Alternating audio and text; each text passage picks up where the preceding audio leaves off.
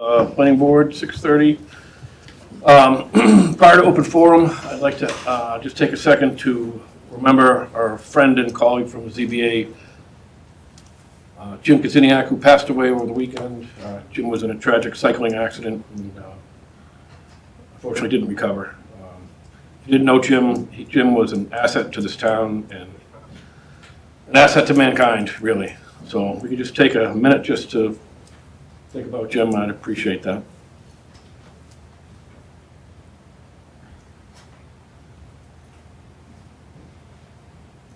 Thank you. All right. Now, next is, oh, by the way, this meeting is being broadcast and may be rebroadcast on WestfordCAT. We'll go to open forum. Mr. Genowitz, do you have anything? Nothing, Mr. Chair. No, Mr. Chair. Anybody on the board? Nope. Anybody in the audience? Open forum. All right. Seeing none, our first we'll take general business out of order. First item is PB 2519 One Land Drive, Para Grill, request for administrative review and approval for change in use from retail sales to general public to restaurants. Genowitz, Mr. Morissette. So I'm not sure if the applicant is here this evening. There you go.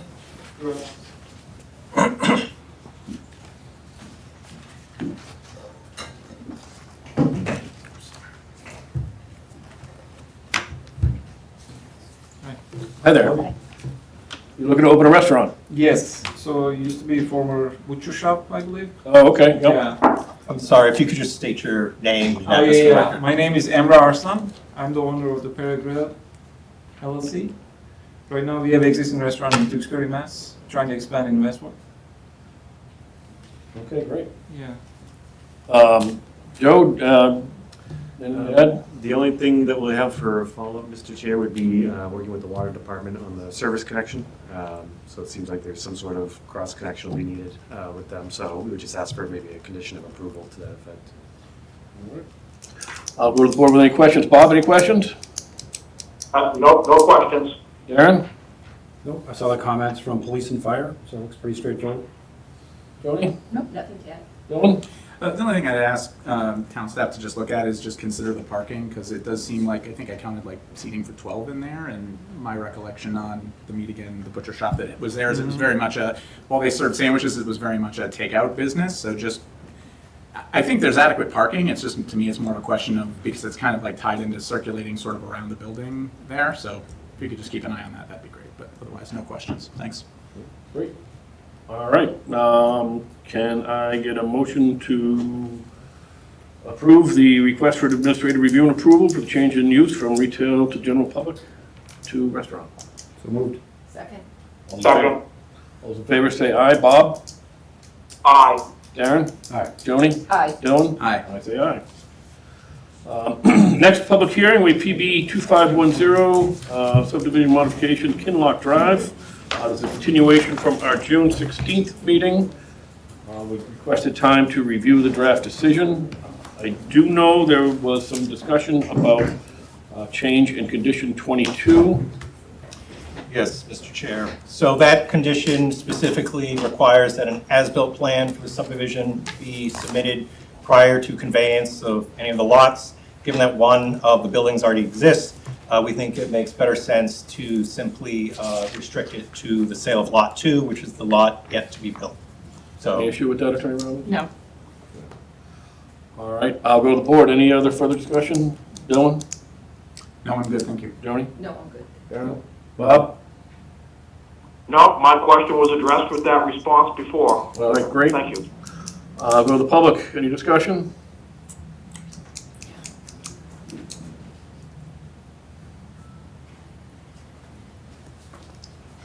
Hi, good evening. John Conway, 66 Main Street. Thank you for the mailing of the document. I appreciate it. My question strictly has to do with the appeal process. I noted on the form it begins with 20 days, and typically I thought it was 30. So I was wondering if that was an oversight on my part or if there was a request to reduce it from typically 30 to 20. so we typically just go with the standard appeal. We can't shorten by right your appeal under law. So we did review this with council, but we'll double check that before we clock it in with the town. Okay, thank you. That's it. Yeah. All right, any other questions from the audience? Can I get a motion to close the public hearing? So moved. Second. All right, motion second. All those in favor, Bob? Aye. Darren? Aye. Joni? Aye. Dylan? Aye. And I say aye. All right, is there a motion to approve the decision as amended this evening with the caveat the town staff will check on the appeal period to make sure that that is correct? So moved. Second. Is that appropriate, Mr. Morrison? Perfectly fine, thank you. All right, motion to second. All those in favor say aye. Bob? Aye. Darren? Aye. Joni? Aye. Dylan? Aye. And I say aye. Thank you very much. Okay, do we have anything else? Oh, yes. Minutes. Continued public hearing for PB 2505, 37 Powers Road. Application of ZD Acquisitions in accordance of 821, construct multifamily residential development, 530 units, 5 residential structures, 6 garages, 2 clubhouses, associated utilities, parking, landscaping. So,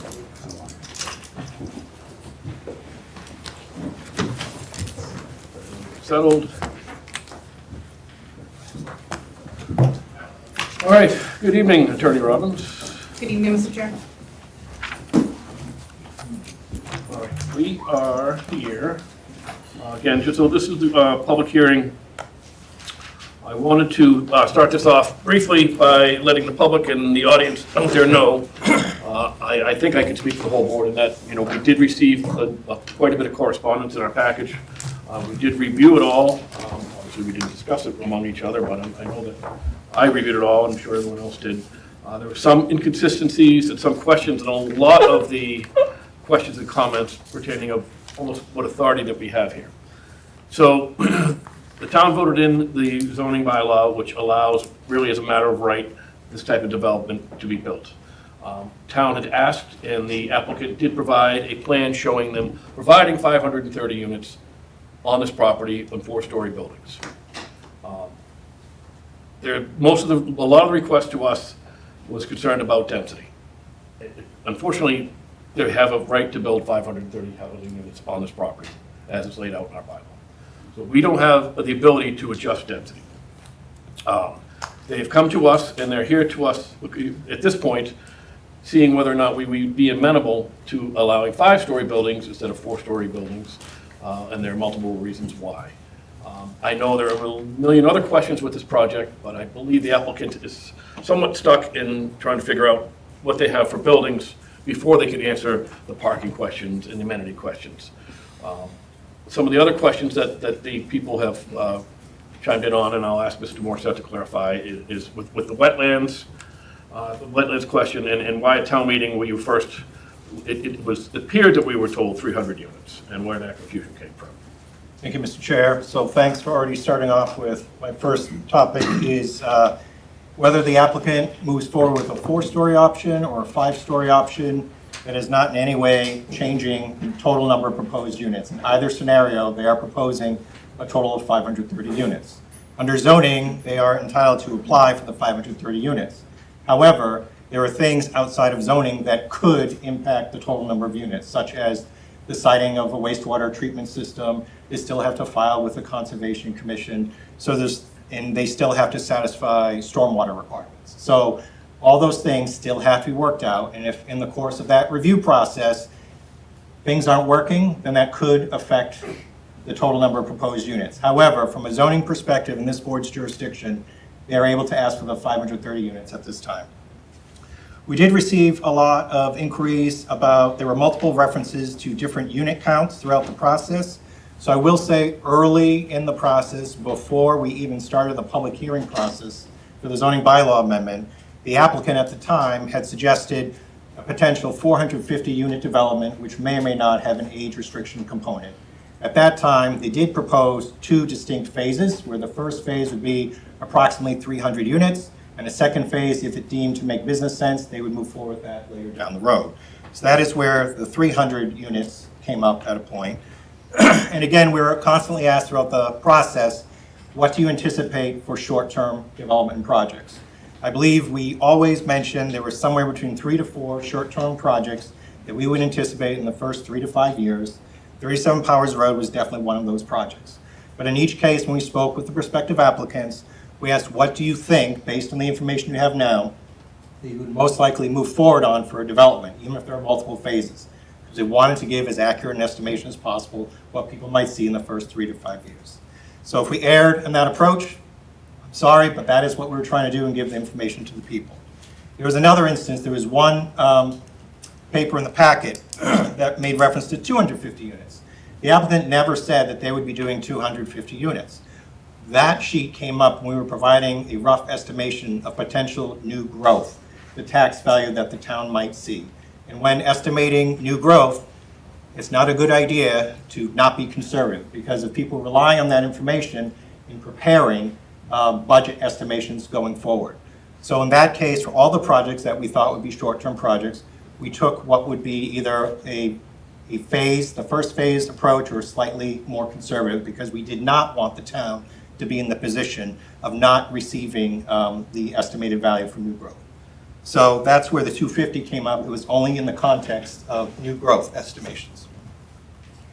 That's for that number. We also received, as the chair mentioned, a lot of questions about counting wetland areas when calculating the unit capacity.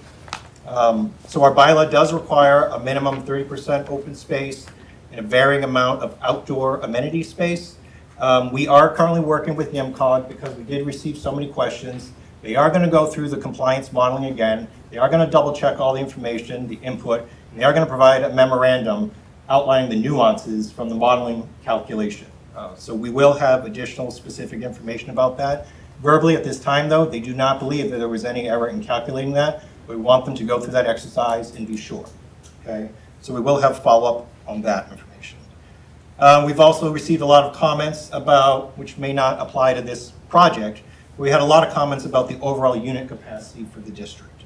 So as most folks have watched this, you understand that Westford was on the hook to create a district with a minimum unit capacity of 924 units. And yet town meeting ultimately approved a district that would, I believe, have 4,915 unit capacity. Well, that is not realistic in our point. That is what was brought to town meeting, and the advisory committee, I would say, wrestled with this concept from the beginning of their process to its conclusion.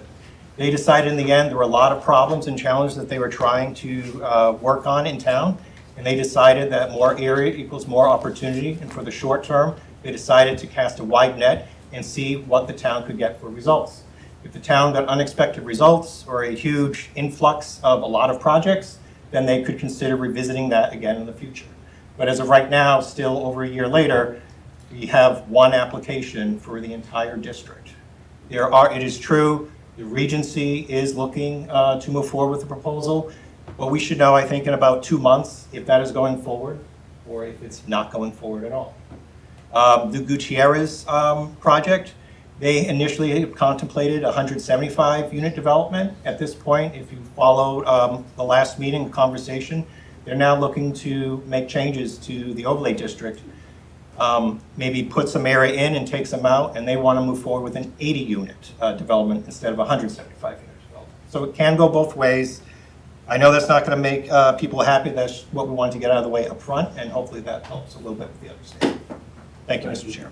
So again, I think tonight the focus should be on whether the board would be comfortable with either 4 units or 5 units. I'll let the applicant speak, and then we can discuss and certainly go to our consultants. I think I don't want to speak for Attorney Robbins, but looking for direction on that before they could move forward. Please, Attorney Robbins. Sure. Thank you, Mr. Chair. Good evening, members of the board. For the record, Attorney Melissa Robbins from Farrell & Robbins. Also with me tonight is Nick Rahman from ZOM, the applicant, Brian Goudreau, the civil engineer from Hancock Associates, Jeff Dirk, the traffic engineer from Vanessa & Associates, and Nick Griffin, our architect from Q3. Mr. Chair's right, since the last meeting, we've had a site visit. We've submitted revised traffic material, which is in your packet. We've made revisions to the conceptual plan, which is up here on the screen for you to look at. And as the chairman has stated, we're very focused on whether to go forward with a special permit for the 5-story. We can't respond to comments, and we can't go forward with any more plan revisions until we know if we're going forward with a 5-story plan, with a 4-story plan. So all of our material that we've submitted today is just to try to stay focused on that question. I think I went through it in depth in the last meeting, so I won't go through it again, but I believe the site really meets all of the special permit requirements for our 5-story special permit. We did hear a lot of comments at the last meeting about parking. This plan has been revised to allow for 100% parking, so no further reduction in parking spaces. This shows 100% compliance.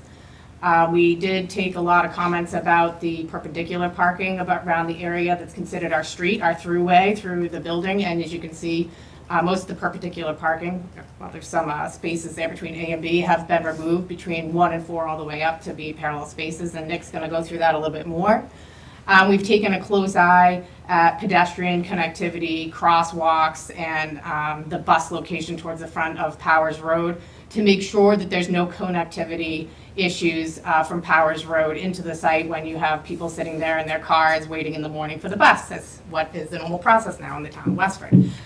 So what I'd like to do, Mr. Chair, if you would allow, is allow Nick to speak briefly about these revised site conditions, talk about the open space as revised a little bit, and then just turn over to Jeff Dirk to speak briefly about site circulation, and then we can turn back over to the board and your consultants.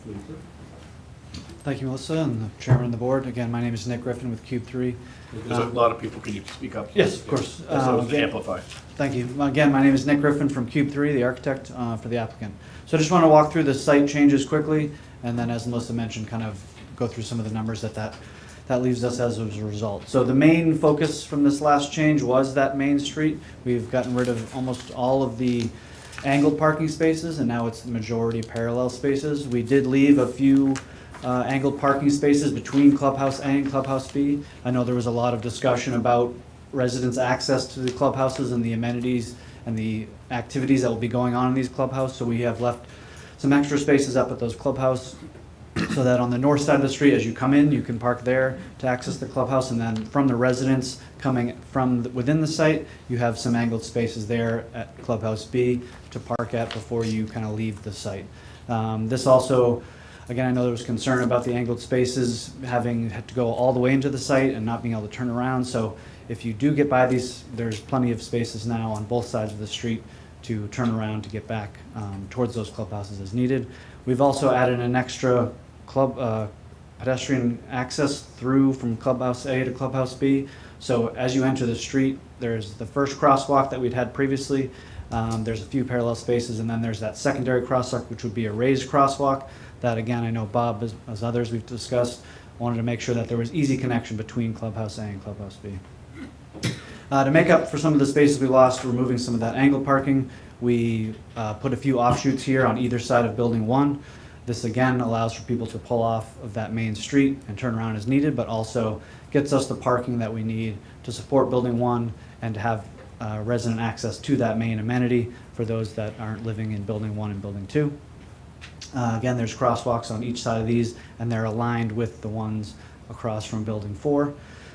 This has also pushed Building 1 back slightly, so Building 1 is now 405 feet from Powers Road. The previous version, it was 395, so we moved it back 10 feet. Our initial version, when we came in, it was at 370, so that's moved back throughout the time here as we've incorporated these new changes.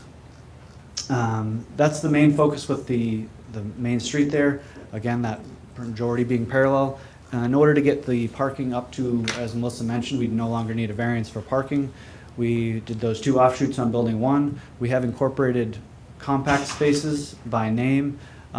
We've incorporated that only in width of the spaces. We did not reduce the depth of the spaces, as there's been, again, we've talked plenty about larger trucks sticking into the lane. So we've incorporated compact spaces in width only. So that loses a foot in the width of the space, but we have not reduced the length of the space. And we've done that to 15% of the total amount of parking. The bylaw allows for 30, but I think Sam mentioned on the last that 15% is basically what you see out there in the overall market of cars, so we've stuck with that 50%. So with those offshoots, the 15% compact, and then a slight revision down here on Building 5 in the bottom left corner, that's just off the page, just extending that down slightly. we've incorporated that full 100% required parking with the 1.5 ratio for the 530 units, plus the 1 visitor space per 10 units, which is an extra 53. So this results, again, one of the main other things is Building 1 shifted closer as this main street thinned up. Building 1 went back closer to Building 4, which has opened up this center courtyard space. So between Building 2 and Building 1, there's now 75 feet of space at the pinch point. That was 12 feet up from where it was in the last round. And again, that's just due to the street shrinking up, getting rid of those angled spaces. So this results in us still having over 2 times the required open space at 61% versus the 30% required. It gives us that 30% amenity space, outdoor amenity space versus the 20% required. And then as you see here, the 470 native trees, 201,000 plantings. Again, that mentioned that amenity space. So that's kind of the overall changes here. And let's leave it with that. Thank you. Thank you.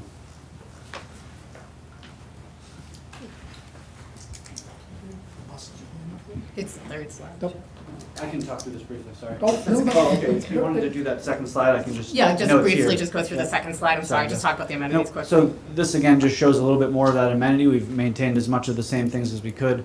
Those parking offshoots, again, don't go into the main center, but we've shifted some of our things around, like the bike storage, the community gardens. We still have the town center in the back. And again, still the central courts and all that. So this is a lot of the same things you've seen previously. Just highlights again what's changed here with Building 1. I did want to note too on the 5 versus 4, as I know we're here today, this plan is 31% or 31,000 square foot less of building footprint than it would have to be at 4 stories. So I did want to make sure that number was out there. So again, these buildings all, building like 2 and building 4 are about that 31,000 footprint. So it's basically an additional footprint of that size building that we would need to do to get that 530 units in the 4 stories. Thank you.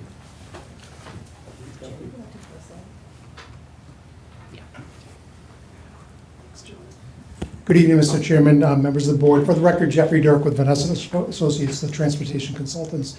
So since the last hearing, I think we spoke, we responded to your peer reviewers' comments. We've submitted a supplemental response to comments that really addresses some of the feedback and questions that we heard from the board. One of those being parking. And so what we did want to talk about is differentiating the parking layout and really focusing on some of the changes that you just heard from Cornerstone Square. So as we look at the project site itself, of course, it's a residential development. The type of parking that occurs within residential developments is much different than what you'd have in a commercial plaza. And I think the thing we really wanted to point out is really the intensity of the use. Residential is a low intensity use compared to a commercial property. As that relates to parking, it has to do with the space turnover. So as you imagine, in a commercial plaza, those parking spaces turn over quite a bit over the course of the day, and that's why you can have a finite number of parking spaces serving a use that generates a large volume of traffic, because the same space gets used multiple times. So comparing a commercial plaza to the residential development, a commercial parking space turns over about 6 times over the course of the day. So that same space gets used about 6 times, compared to a residential development where the same space gets used by about 3 times. So the turnover of the space is much lower, and really as we're looking at that turnover, the things that the board and we're all concerned about is kind of those backing maneuvers. So the number of these types of maneuvers that happen in a residential parking lot is much different and a much lower scale than what you'd see in a commercial plaza. The other thing is you look at the site plan, and I know for the planners and engineers, as you're looking at the layout of the parking lot, you don't really see a lot of direct connection. So there's not really straight linear drive aisles that you would see in a commercial parking lot. So you see a lot of angles in the parking lot, especially as you go from west or east to west going into the site, and that's done purposely. It's really done so that the speeds are kept low by design. So these angles require you so that you can't go straight through. What we've also done, as I know we had mentioned at the last meeting, is we've added raised crosswalks at specific locations, so that not only does the geometry and the layout of the drive aisles promote slow speeds, but that we also have these vertical features as well to keep the speeds down. So the turnover of the parking spaces, the design which keeps speeds low, are all things that are really done in a manner to make sure the parking lot can function safely, and much different than what we'd have in a commercial plaza. We would not be putting vertical traffic calming features necessarily in a commercial parking lot because of the space turnover. It would be very inefficient, and you'd actually need more parking to have the same utilization of the parking spaces within the lot. So we've done this deliberately from the standpoint of the project and its type of development. The other thing is to remember these are residents, so they live here, and they know how the parking lot functions. They know where to expect conflicts. They're expecting pedestrians to be in this area. So that also helps, because these are regular users of the facility rather than someone that might be getting off the highway and visiting a commercial plaza. So it's much different in terms of that dynamic as well. This is a neighborhood from the standpoint of how the parking lot will function. You're going to see the same people in the parking lot because they're all residents of this development. So all of those things make it so that the design, the function, and the way that the parking lot is laid out will promote a safe environment. And lastly, in terms of the parking, we heard mention of just kind of the removal of those angled parking spaces, which does help. If you look at where the angled parking spaces are located, you can see there's multiple opportunities that if there's not a parking space, or you need to recirculate, it's a very short distance to recirculate within the site. And I think that's one of the things we had said. The absolute no is to force traffic out to Powers Road to recirculate. Recirculation should happen within the site, and this design achieves that. Now I think we can go to the bus stop design, which I think will be the last slide. So the same thing as we were looking at the parking layout and thinking about the comments of the board focused on the bus stop layout. We did look at where parents that are waiting to pick up or drop off a student, where's an appropriate place for them to wait within the site so that we're not clogging up the access points out to Powers Road, and also making sure that we have a safe and convenient walking environment for the children to get out of the car and then walk to the bus stop. So what you see on the slide here is us locating the bus stop at the northern access into the property, and then where you see the pink or reddish colored parking spaces, those are the parking spaces that we are going to designate by signage for during those time periods when the school bus pickup and drop off would occur. Those are really going to be short-term parking for those pickup and drop off activities centered around the bus stop area. So you can see they're convenient, proximate to Powers Road. We've got sidewalks and crosswalks so that as those spaces are filled, the children can walk to and from that bus stop to where their parent vehicles are going to be located. Where we've shown the blue areas, that's where we will be designated and posting with signs, no stopping anytime in those areas there. So those will be clearly marked where we do not want parents parked, and there'll be signs posted there as well. So with this layout, we provided convenient location of the bus stop, and I think importantly, as we're looking at where those parking spaces are, of course, the parents need to be able to see when the bus pulls up, and we've got the spaces in a location where the bus pulls up, the parents will be able to see the bus there, and then the children can exit their vehicles and walk to the bus. So I'd be happy to answer any questions that you have now or later on this evening. Thank you. And Mr. Chair, just one other point to that is that these are not passive users for these bus stop locations. These are going to be residents. There's a management company, so that obviously there's enforcement that can be put in place if people don't follow the rules. We tried to put a lot of thought into this about not having queuing problems, people park behind people. That's why the designated spot idea came up in designating these areas. I also just want to point out, because it was my first question, as soon as we said we were going to use some of the by right compact spaces, those aren't all just parked up front. We've put them throughout the development. They're meant to be used by the residents, not for visitors parking. That's why you see them in towards the site, towards the resident site, and not towards the front for visitor parking and the public parking areas. So I just wanted to point that out. We did have also the balloon test, which all of the board was able to come to, so thank you for that. I know that Bob has put together some slides of some pictures he has taken, and I know he's remote, so I don't know if he wants to run through his pictures that he had prepared. Yeah, I think the board will discuss the balloon test. Yep. Yes. If you want to do that now, we can certainly do that. Sure. Now. Bob, you did take a lot of pictures. You want to begin with your thoughts on the balloon test? Yeah, if we can bring the briefing up, I can walk us through. Let me know when we're...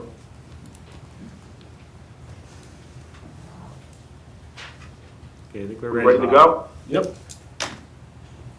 Okay, so as folks know, on the 9th of June, the applicant with the planning board conducted a site walk and in conjunction with that, there were 6 balloons flown. So I'm going to present real quickly here some information so the residents can get some benefit to see what we observed when we were interior to the site with those balloons. If you could jump to slide 3, please, Joe. There. So on these first 2 slides, 3 and 4, I have put site diagrams into this packet. Those are all these diagrams are also in the packet this evening for the planning board. However, I have indicated the locations of the 3 balloons as well as putting a designation for those balloons for each balloon. What I chose for a nomenclature was to indicate the color of the balloon, such as B for blue, followed by a number that indicates the building that it is indicating the location of with an approximation of the height. I should note that the height of the balloons range from 57 to 62 feet above the current topography, current elevation of the site. And these are adjusted for what will be the planned elevation of the site when it has been suitably filled, and as well as allowing for the height of the building. In the case of the blue balloons, they were flown at heights of 57 to 62 feet, and the red balloons were flown at heights of, I think it was 46 to 48 feet. Now, I do want to note, in the case of the red balloons, I did label one of the balloons R Club, Red Club, and that would become an important balloon for discussion a little bit later. That is a building that is both residential as well as the club when it is part of the 4-story plan. In both cases, I want to make sure everybody understands that the plans were for 530 units. Which means that for the 430, for the 4-story, indicated by the red balloons, those buildings are larger in footprint. They still have the same number of residential units. So proceeding further now, if we can go to slide 6, in this one here, in slide 6 and 7, I'm showing now and focusing on the Powers Road end of the site, because we started with photos at that end of the site. I went up to Westford prior to starting the official test and took some photos from that perspective. So what I've done here, and I've done this in I think 3 groups, is I've put a plan together that indicates approximate locations from where I took some of these photos, along with a photo ID number. I know the number might seem a little random, but those are the numbers generated by my camera, and I did submit all of my photos to Jeff for sharing with the town, and maybe we can put them online at some point. Those photos are also in the packet this evening, all of the photos. I am not going to talk to all the photos. I'm going to focus on trying to address each balloon or each pair of balloons and provide a little bit of information so you can see what it looks like relative to the boundaries of the site, because that's really what we're paying attention to, the bounds of the site and how impactful it is at the borders of this large site. Also on these diagrams, I do try to indicate the direction in which I was aiming the photo. It's a little bit off with respect to its precise orientation, but you get the idea of how I'm aiming the photo from inside the site. So proceeding first to slide 8, I will explain that for each photo that I discussed here this evening, I put a pair of slides together. In the first slide, I have overlaid information that helps to identify which balloon is in the photo, because some of them may be a little tricky to spot.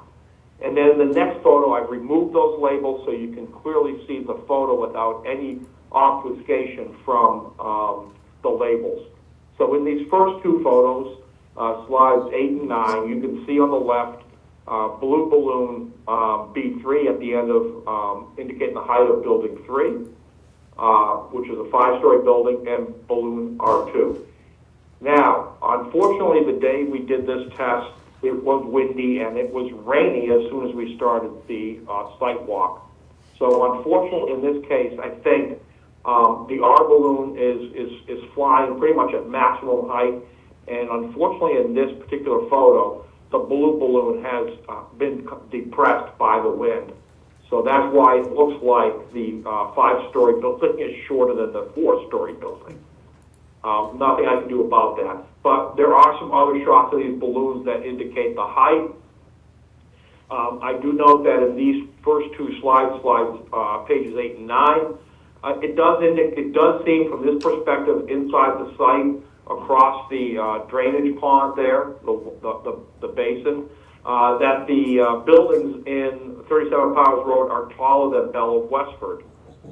Moving on to slides 10 and 11, these are photos I took prior to the start of the official site walk.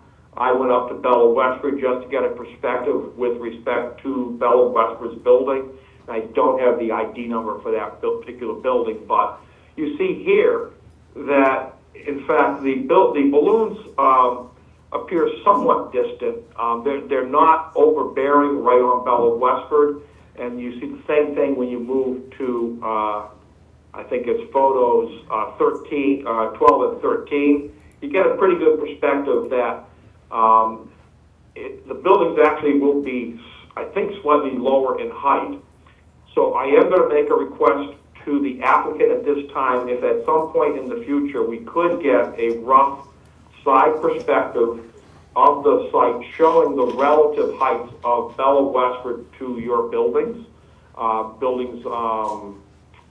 think it's building 3 in the plan. I think that would clearly help us indicate that the buildings for 37 Powers Road are not going to dominate, are not going to be significantly taller than Bell of Westford. I think, in fact, they will appear to be shorter, and this is due to the site elevation differences between the two sites. Moving on now, I'm now going to focus on the area closer to Powers Road. So at this point, I want to go down to slide 15 and 16. You can see here that we're going to be taking photos that look at blue balloons 1 and 4, as well as red balloons R1 and the R Club balloon. R Club is the first balloon I'm going to look at in slides 17 and 18. And you can see in this perspective the balloon which is flying over a piece of the earth-moving equipment there in photo 9134. I also have indicated here that Powers Road is located right behind that berm. And on the day of the site walk, when we discussed this particular plan for the installation of construction of the club building, it is forecast by the applicant that the vegetation on top of this berm is going to have to be removed. Because of the close proximity of this club building at 4 stories, that vegetation will be removed. This is, I think, the building that is the closest to the perimeter for any of the plans. And I know some residents had reached out to me after the site walk. Unfortunately, I don't think a lot of the residents noticed this particular balloon, but it was right below. You had to get to the top of the berm there, down from the entrance to Westford Earth Materials, and this balloon was there. And it is very, very close to Powers Road.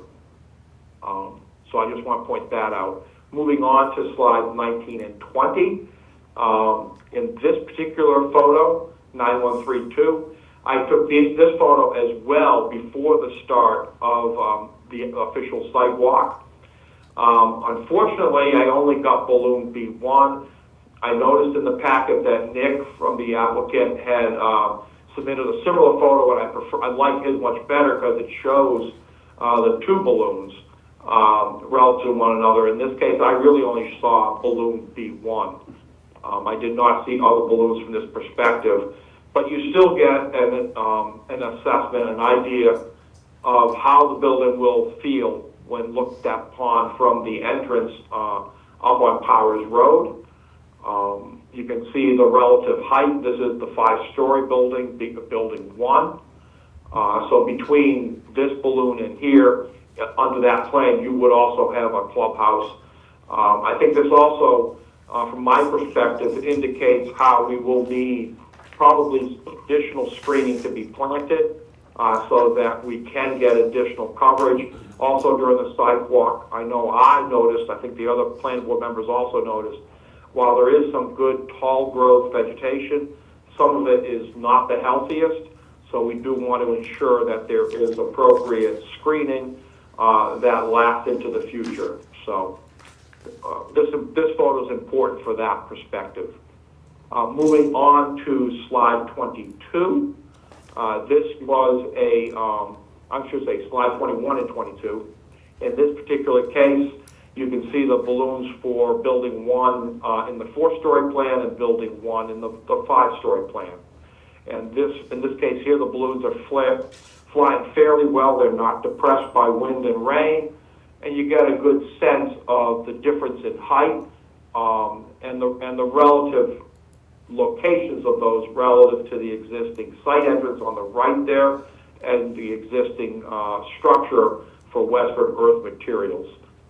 This is now pretty much a view looking back towards where I took that previous photo up on Powers Road. And you get a good sense of the distance from Powers Road at this point in the site where I'm located, as well as the height. Moving on to slides 23 and 24. This one is from the interior of the site. There is a diagram earlier indicating the direction I took this. And here you get to see the proximity, the closeness of the two buildings, 1 and 4, with these two balloons flying at the height of a 5-story building. And that's really all you get from that particular photo. Moving on to slide 25, 26. Now you can see another view that I took, and looking towards Quality Automotive and Ideal Block, you can see the balloon for building 4 and see the distance between that and the current vegetation buffer with those two other businesses. And you can also see that vegetation is fairly dense. You do not see those businesses, for the most part, through the vegetation at this time of year. And so that really kind of concludes the quick summary I have of this. I also have a written summary that I have provided to Joe and Jeff. And I think all these materials, Jeff, I give permission if you'd like to post these on the site so that they're available for any of the residents in the future. And with that, I'll take questions if there are any. Thank you, Bob. Anybody have a question for Bob on this presentation?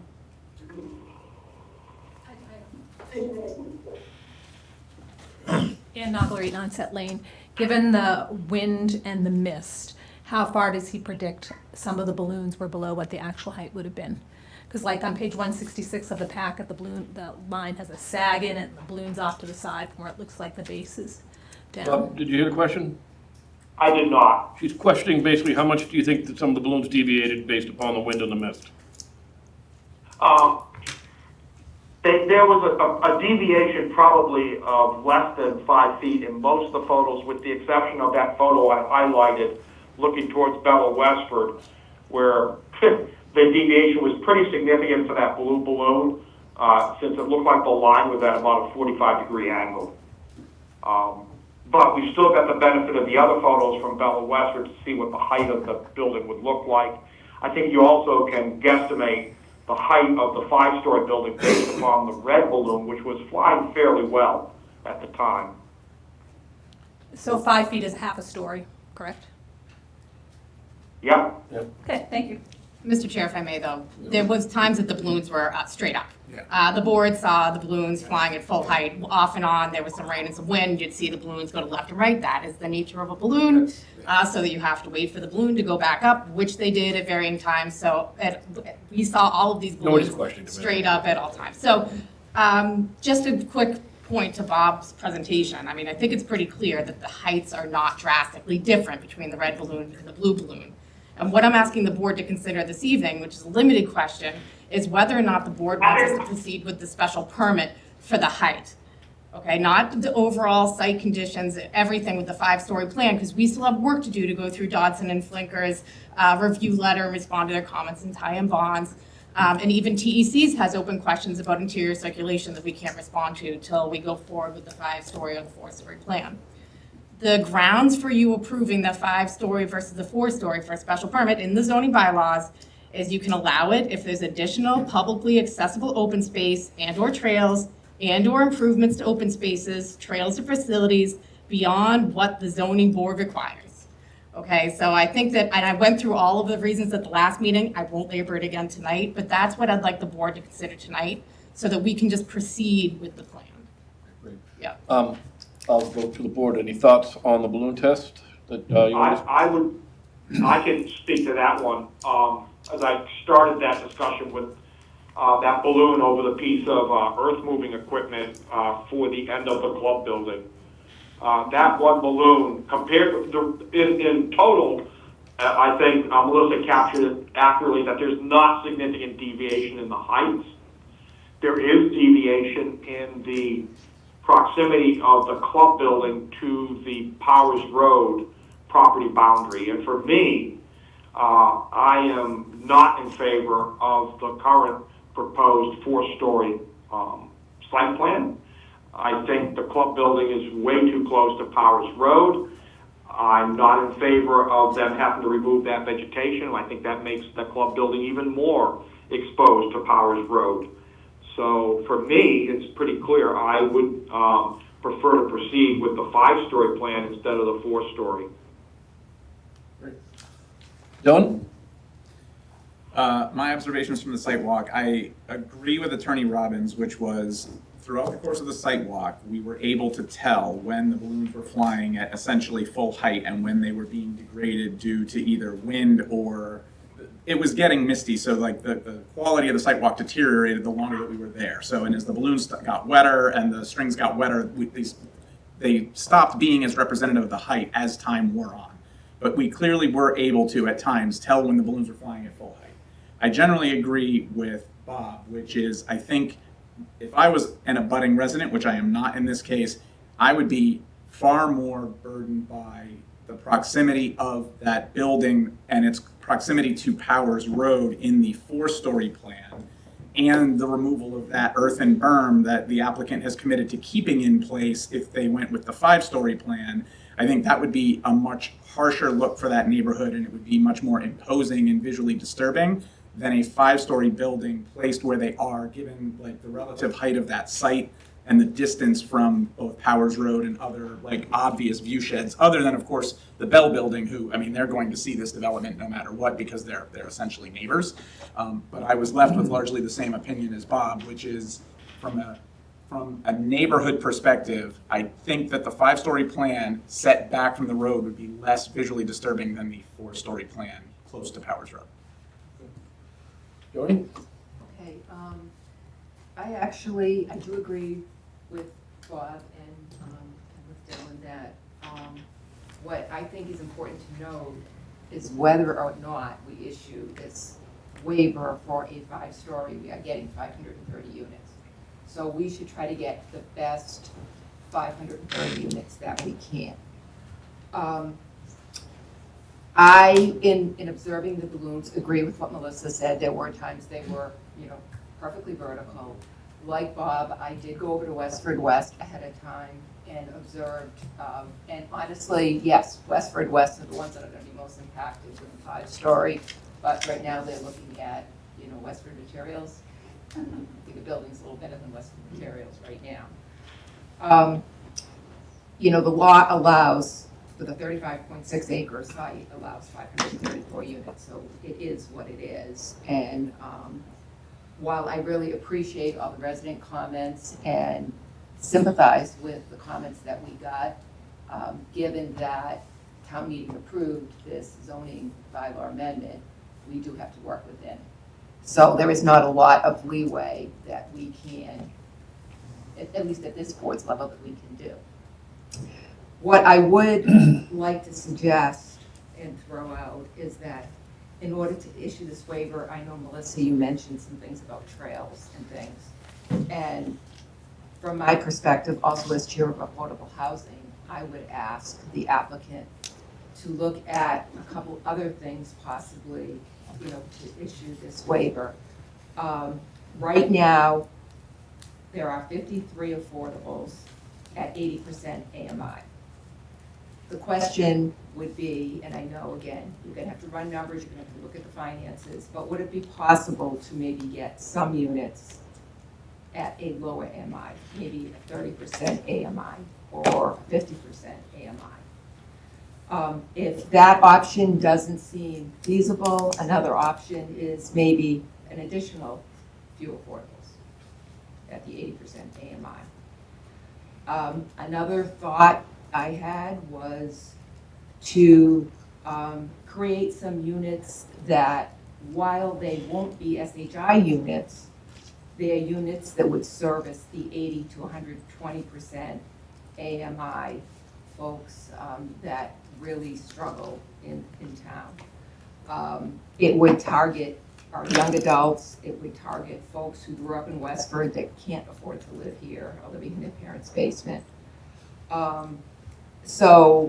And we help young couples trying to get started.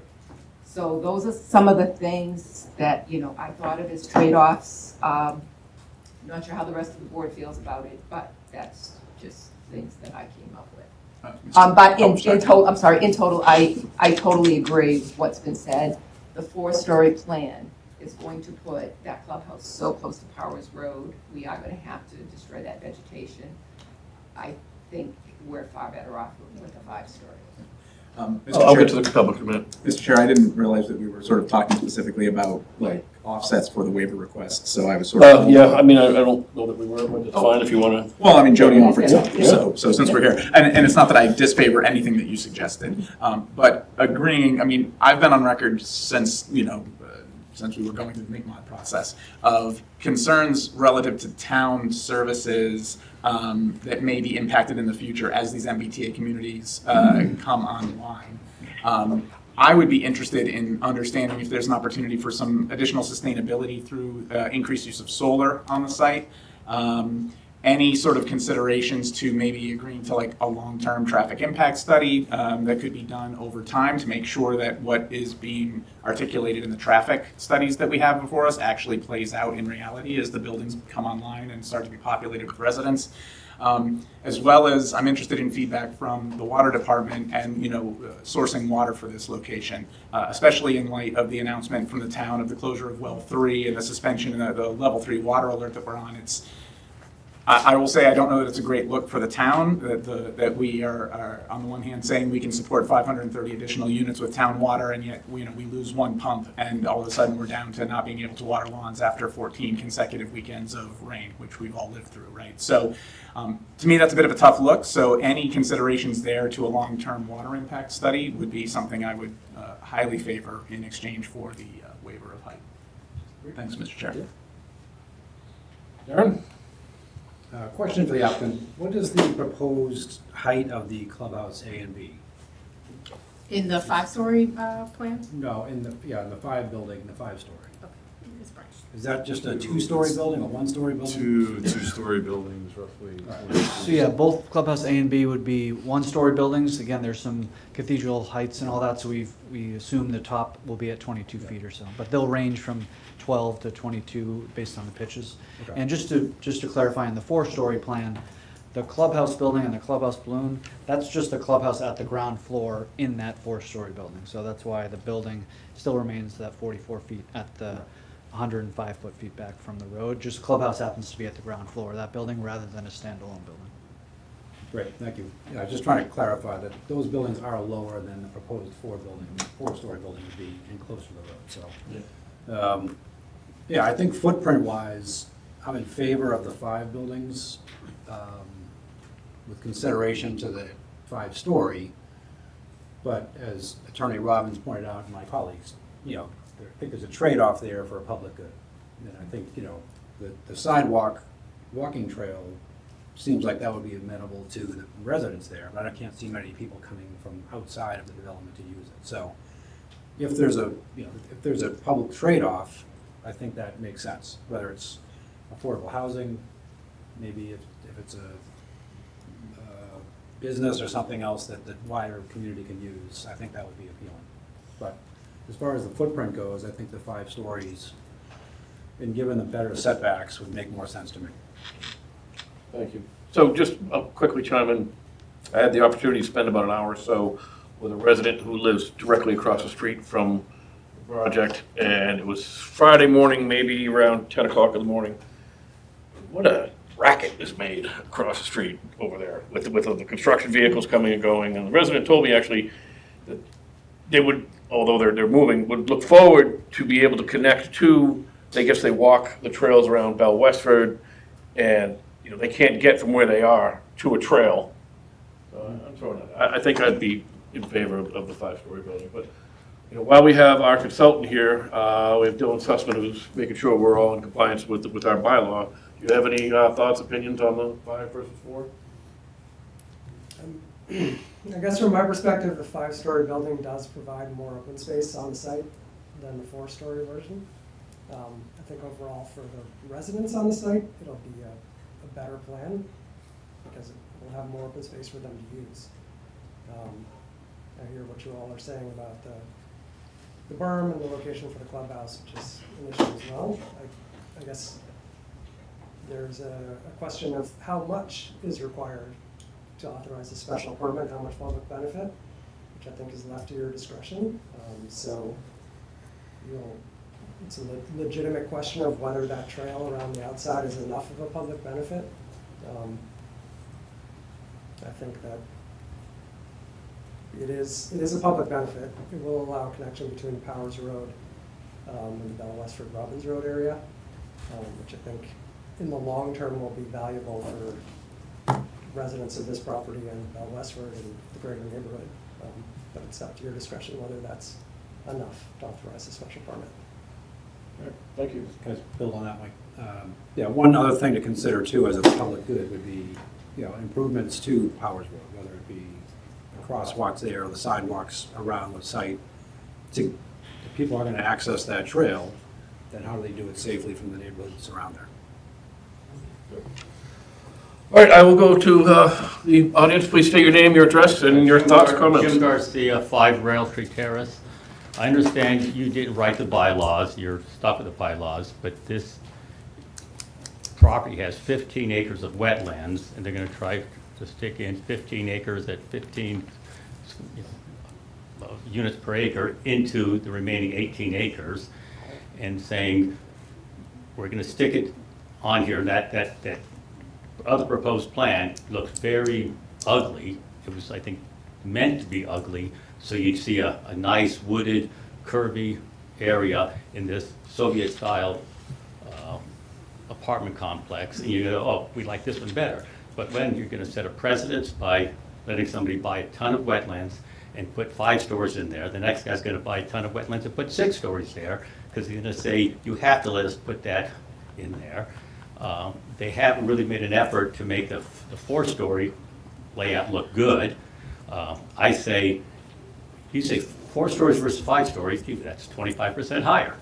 And then you haven't, what nobody's ever talked about, is you're going to have on every single unit 100 heat pumps sticking out of the roof. Either you got them sticking out so it's an eyesore, or you're going to have to put a 5-foot fence around it like most companies do. None of that was factored in any of these plans, any of these balloons, any pictures. Nowhere does it say there's going to be anything on the roof. So I think that any diagram they have should have it on there.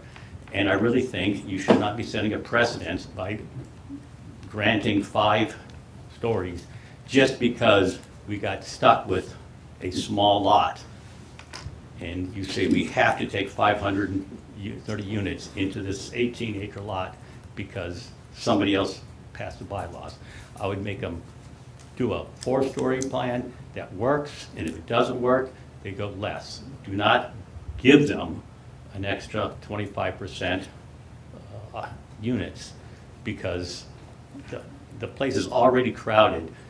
Don't say, because it's already crowded, we're going to give you another story.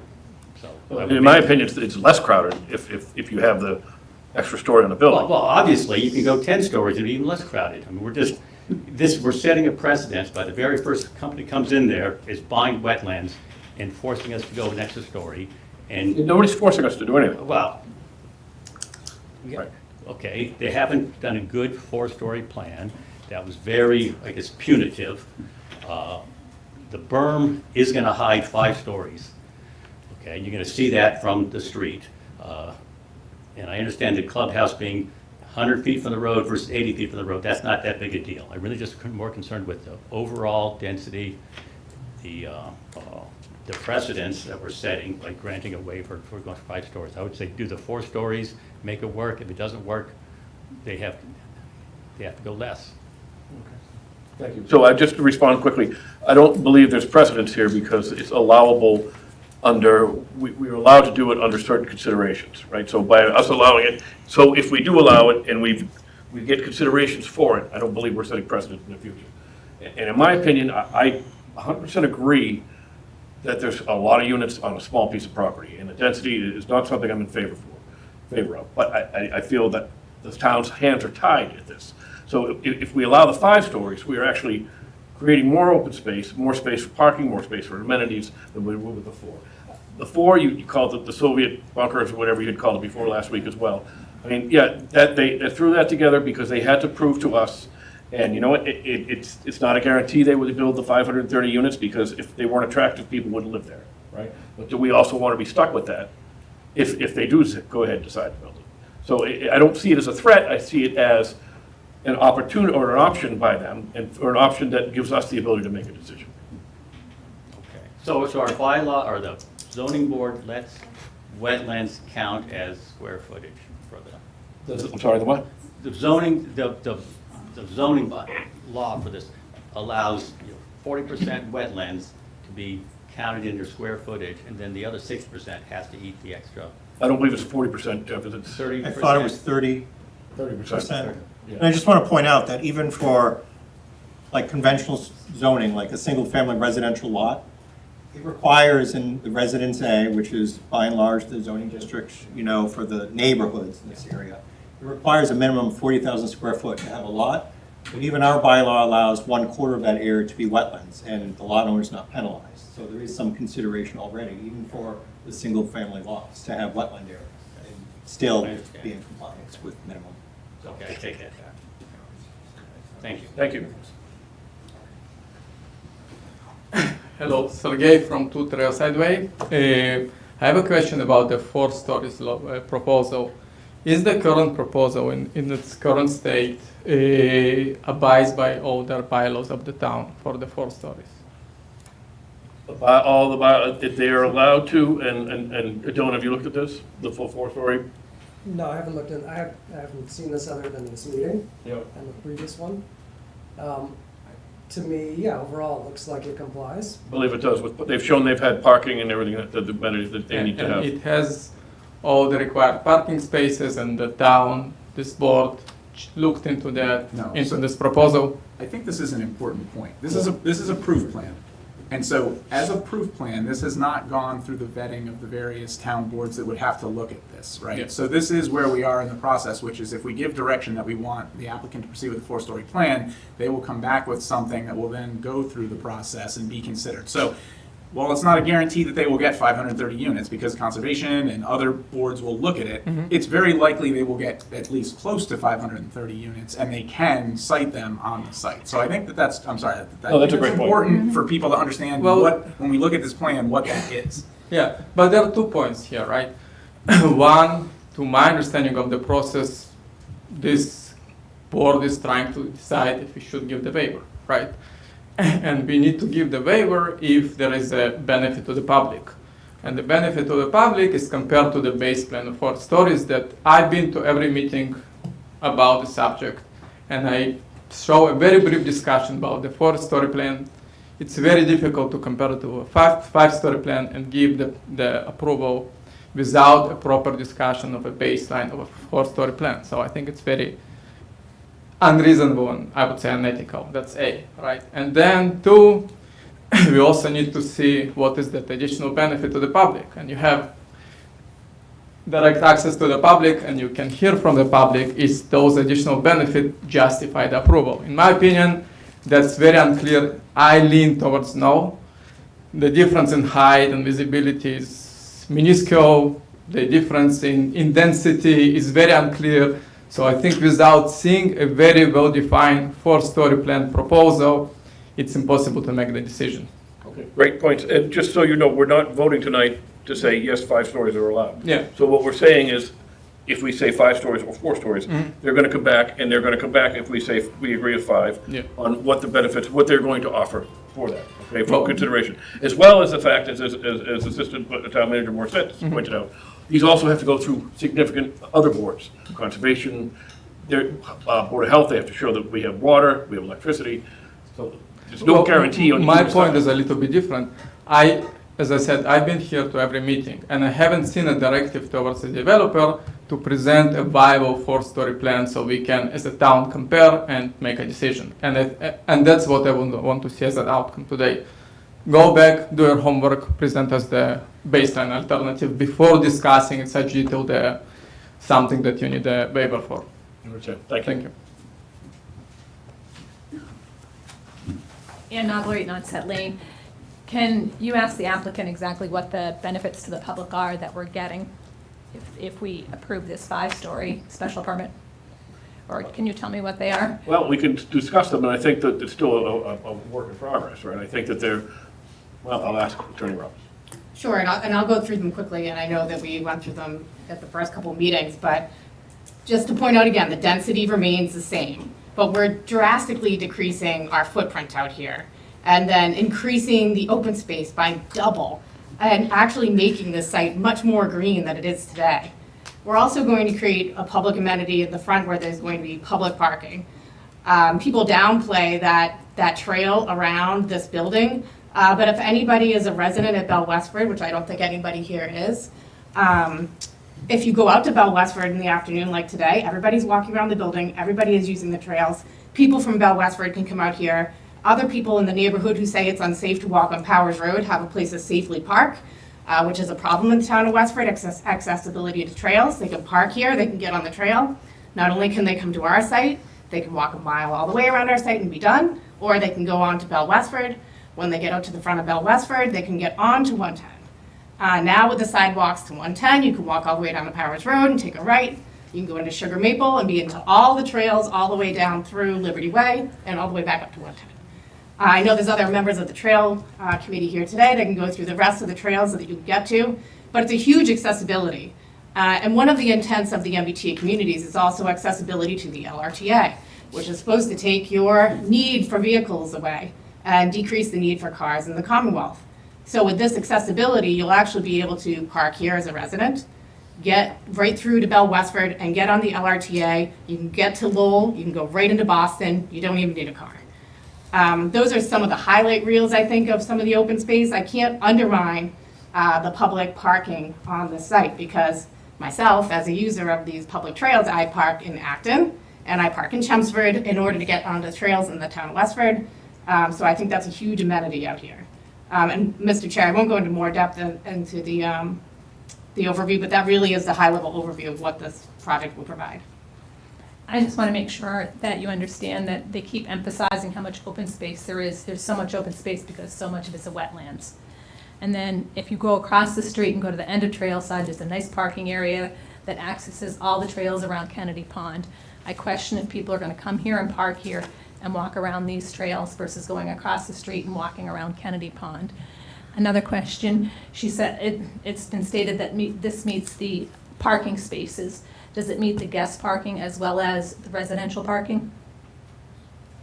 Mr. Chair, this new plan is 100% compliant with the number of parking spaces required on the site. Including guest visitor parking?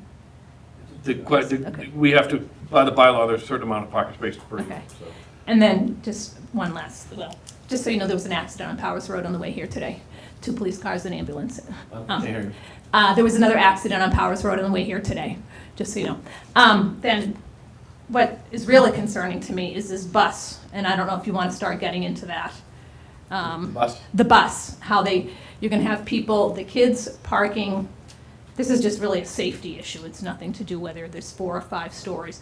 That top pink parking spots, you're going to have people parking there and coming across that crosswalk, which is the main entrance. I have a major concern for the families and the kids crossing that right there, knowing how quickly people pull into neighborhoods. Okay, noted. Yeah. Thank you.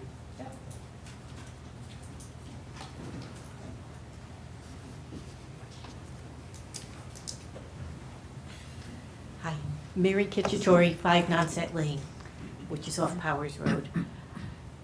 I understand we have very few levers we can pull here, and the 5 stories are one of them, and I don't see enough public benefit. Are you really suggesting that I would drive across the street and park my car there all day and take up a visitor's parking space so I could use the LRTA bus? You wouldn't want more than 4 or 5 people doing that, and you'd be using up all your bus stop spaces. Well, I believe that's a school bus stop, not the LRTA. No, that's Lowell Regional Transportation. That's public. You're talking about Right? on this plan? I thought we just heard one of the public benefits would be I could park at this location and take the public transportation to Lowell. Is that really what you're going to advertise to our people? I can't imagine that we take up all the visitor spaces. But for me, the walking trails are not sufficient, that the town is not getting enough out of this. So affordability, something else. It feels like we have a lever and we only get one chance to use it. Yep. Thank you.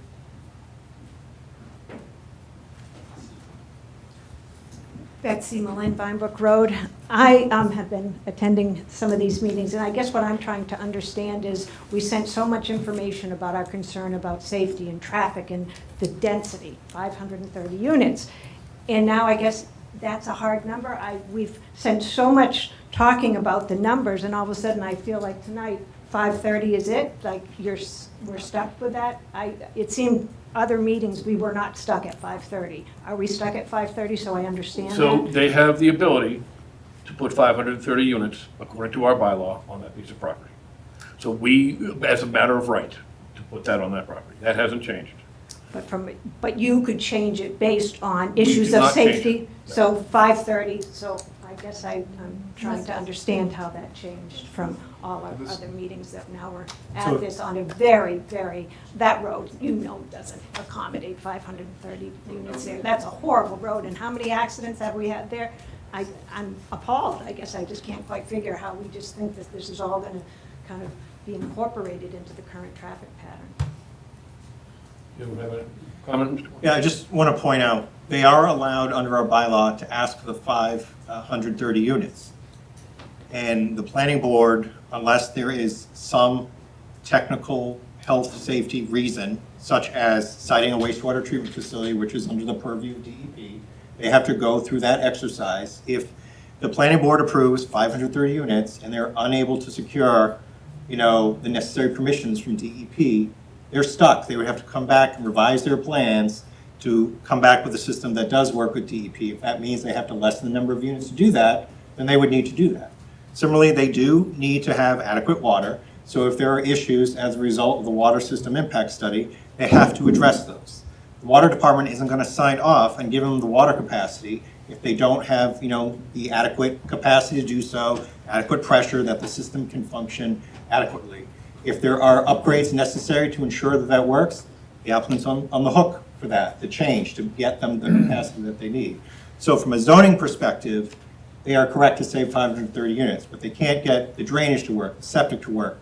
They have to make adjustments. But those things are on the purview of other boards or committees, except for stormwater, which is under the purview of this board. So, Yeah, I would add too, that's one of the reasons that there's a traffic impact study. So the applicant had to have a traffic impact study to study the traffic on the roads. I mean, you can laugh, but that's a part of the process. And we had a consultant look at that as a third-party reviewer, and you have to look at the facts. We understand it's a busy road, but we can't arbitrarily say, well, it's better if it's 440 units versus 530. But I think what you have to also, and I'm sorry to interrupt, is that getting in and out of Power, the traffic study doesn't look at me getting out of Vinebrook Road. It doesn't look at me getting out of any trailside or none of those. And when you put all this increased traffic, how I'm going to get out of a road that has all these turns and blind spots, that's what you can tell me numbers, but it's not telling me how I'm getting out of all these streets that do enter onto Powers Road. And that was my point. And that's not covered in that. And like I said, as Ann mentioned, another accident, and we know, I think, what is this, number 6 or 7 this year on Powers Road. Thank you.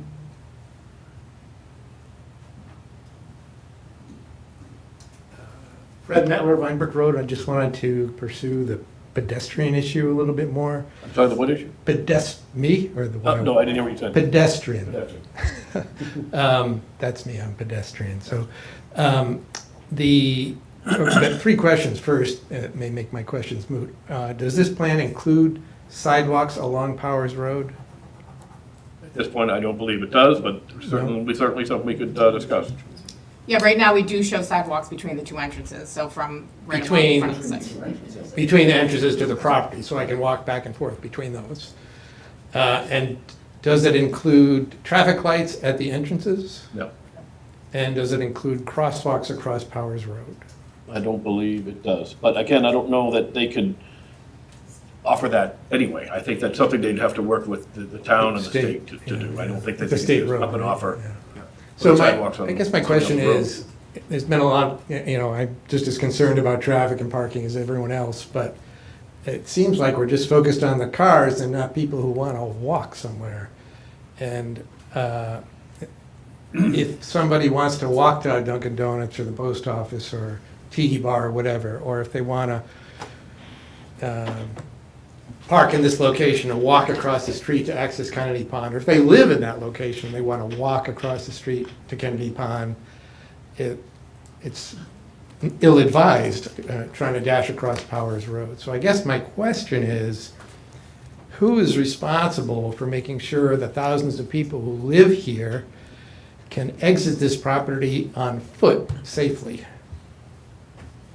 Well, that's a great question, and as we have heard numerous times this evening, they're going to have to show why it's in the town's benefit to allow that 5th story. And if that may be doing some type of pedestrian infrastructure for the folks who live in your area or crossing Powers Road, that may be a good way to show that. So these are all ideas that we're talking about this evening and trying to get feedback to the applicant to see what is going to be the best way for them to proceed with that. Yeah, I understand that. So there's nothing. What's that? What did you say? I understand that there may be some give and take for the 5 stories. I get that. That's great, but there's nothing codified that says we need to make sure people can walk safely. Correct. So there isn't anything codified, but if their proposal isn't, we feel, appropriate or doesn't bring enough, then we don't have to vote for it. Yeah. And they would be back to their 4-story building. So if the town feels and is convinced the board that pedestrian safety is their most important, then that's the direction we'll attempt to go. Okay, well, the 4-story doesn't solve the pedestrian safety issue, but I understand what you're saying. Exactly why we're here. Yeah, okay, thank you. Mr. Chair, just quickly that point, and to Dylan's other hat for Dotson and Flinker, this town did get Catalyst Fund money from adopting MBTA communities to do a pedestrian study in this area to answer some of those questions. So as this process is going forward, that pedestrian study looking at this area for pedestrian accessibility is going forward. Also, the town just applied for 4 different one-stop applications to review safety, pedestrian amenities, and traffic amenities in this area. So I know I'm talking on behalf of the town right now, I think, but I think the town is doing something. MBTA communities, because the town participated, did get some money for the community, and the community is actively going after more.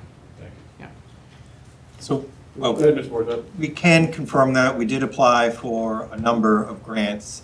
We will say in conversations, preliminary conversation with MassDOT, they didn't currently have anything in their planning for improvements along Powers Road at this point in time.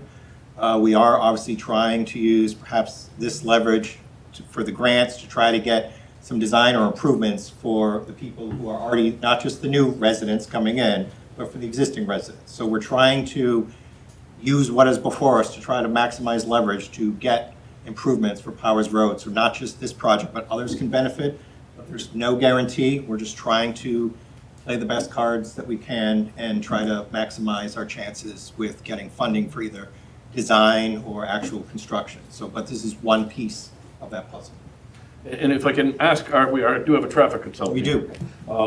To briefly confirm or deny, right, are you looking at the incoming cars from the neighborhood streets onto Powers Road traffic times?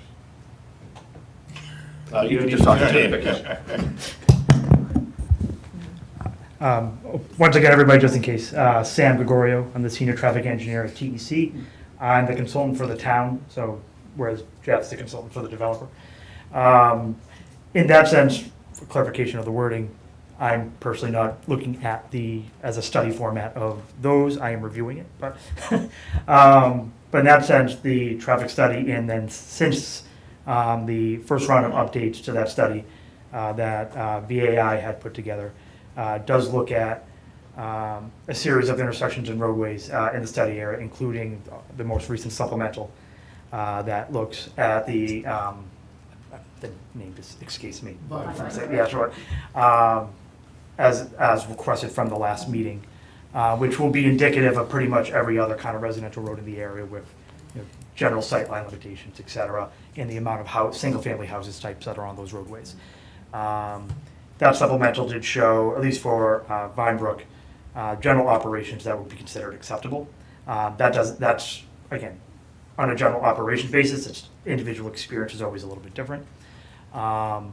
With that, I will say just on a couple other things, Powers Road is owned by the state, Mass DOT. It's not owned by the town. Whereas, let's say 98% of the roads in the town that you see in mileage-wise are owned by the town. This one is owned by the state. They control everything that happens on that road. The town can provide recommendations to what they might want to see there, but it's the state's call. The applicant would have filed, or will be filing separately, depending on timeline, a permit to access state highway that will allow them to put their driveway there as a change in use from the existing site, and for any other work that they would do that's on state property.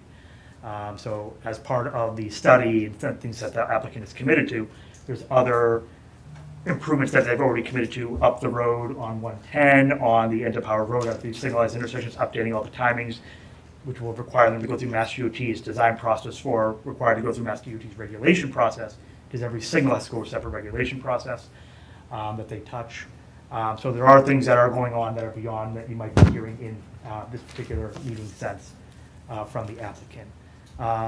Just thinking about some of the PED stuff that did come up, or take actually some of the comments that just came from the last speaker. Just put a caveat on anything revolving new traffic signals in the area, especially particularly at the driveways, because we've brought up any signal anywhere in the country, no matter if it's here, Nebraska, Oregon, wherever, has to follow a certain criteria of rules. It must meet a certain warrant, and even if it's warranted, it doesn't mean you even put it in. It just means it's warranted. At this location, the only thing that you would probably even be looking at warrant-wise is the amount of volume coming out, and you have to reach certain volume thresholds in that roadway, which this roadway and these driveways, comparatively to it, will not meet. They're just too low coming out of the driveway. So because you have to meet those for a certain amount of hours of the day too. Residential development may be high on a couple hours of a day, but for the rest of the day, it's pretty not, because people are gone at work and they're not coming in and out at that point. So in terms of pedestrian access, in our follow-up comment letter to the second round responses, we do denote more clarification on the extent of the sidewalk beyond the two driveways, especially along the rest of the site frontage and where that would connect to, regardless of what happens off that property. But in terms of, for instance, crossing the roadway there, which again will be a decision up to Mass DOT as they go through Mass DOT's review process as well. one thing we want to do when we do sidewalks is we want to empty them out to another sidewalk. There is no other sidewalk on the other side of Powers, which creates a condition of someone gets lost. Not physically lost, but lost in the fact that there's no sidewalk to go to, which means they end up in the shoulder of the roadway. And being a Mass DOT roadway, they would be bound to follow Mass DOT and federal highway guidelines on what that sidewalk needs to be. And basically what actually is the current version of that design guidance is to basically create a secondary ramp that just empties them to the shoulder until there's another sidewalk to continue to. And it's just the fact of the matter is you can only build so much sidewalk at a time because there's only so many dollars. I mean, we all pay the property taxes, we all pay state taxes like that, but again, that has to get spread around to everybody else, 351 towns in the state too. So it's just a matter of what we can get at the time and what provides that safe ability to do whatever we have within the boundary we can. So in terms of, for instance, crossing, as long as, for instance, my task at TCBC is make sure they wouldn't preclude a crossing from ever happening. But that crossing might not happen until another sidewalk ends up across the street, potentially funded from another source, for instance. So that's how we would look at it. In the sense of, just going back to one of the things that was mentioned earlier, actually LRTA, I think the applicant was mentioning that the sidewalk connectivity through the sites gets you to the LRA bus stops that are on 110. Because that bus runs from Gallagher over to the old IBM buildings and then turns around from there on 110. Bus route 14, if I lived in Chelmsford. But in the sense that right now, at least for a TC standpoint, we're still waiting on site plan related to finish off a lot of our comment, including the sidewalk carpet, that part of the site plan. And without a new site plan, we kind of have a holding pattern on what we're doing. One thing I will say is we were talking about the unit count, and just so everybody does understand where the trip generation numbers that the applicant would have been using come from is a handbook called the Trip Generation Manual, which is republished every 4 or 5 years or so. And it's just a collection of thousands of traffic counts at different types of land uses. Residential is probably one of the most prominent uses in there, different types of residential. The floor count in residential does matter in terms of how many trips are calculated, because it assumes that a certain floor count goes into certain types of urban and suburban areas, and therefore the more floors you have, the likelihood that there's probably less traffic happening. In that sense, the difference between 4 and 5 stories is nil. So in terms of a traffic setup, once you get down to 3 stories, you start getting actually more traffic. So the higher you go, actually, somewhat the better. But in this case, 4 to 5 floors doesn't make a difference in their calculations. So I will note that in that, so if it comes up in terms of the residents thinking about the floor count in terms of traffic, that's not really going to make a difference in that sense. We group those numbers together by different land uses. 4 to 10 stories are grouped together purposely because the rate is pretty much the exact same depending on the floor count in there. So just the information for the residents when it comes to that, because that might get asked at some point. So, but at that point, that's all I have to do. Other than that, I have no floor counts out of my kind of jurisdiction of where that goes. So. Thank you. Hi, Megan O'Connell, 44 South Chelmsford Road. I want to talk about traffic a little bit, and I know some of the residents along and off Powers Road have talked about their concerns with that. And I want to expand upon that a little bit and talk about the concerns about traffic along Littleton Road. And I know when I've looked through the traffic impact study on this, it looks at a number of intersections, including some along Littleton Road, and the impact that this project might have on that traffic. But it doesn't extend into Littleton, where the King's Crossing project is underway. And I looked at that report today. I think it's dated June 2nd, and it includes their traffic study as well. And it says that they anticipate about 13,300 new vehicle trips per day when that project is completed, with, I believe it said, about 10% heading towards Westford on Littleton Road. And I also noticed that their evaluation of the different intersections does not include any intersections in Westford. So I guess my question is, there's several layers to the question. One is that if we have, this traffic impact study for Powers Road looking at one area, and I thought I understood from a previous meeting that, as each project comes up, they need to take into account other projects nearby. But it doesn't look like this project is considered King's Crossing. It certainly doesn't look like King's Crossing is considering Powers Road. And so what's going to happen if King's Crossing is definitely being built? What happens when they're both completed And Littleton Road is just, a disaster. And are we just going to get finger pointing from one project to the other, saying, well, you didn't consider me, and I didn't consider you, and all the residents are just stuck in traffic all day.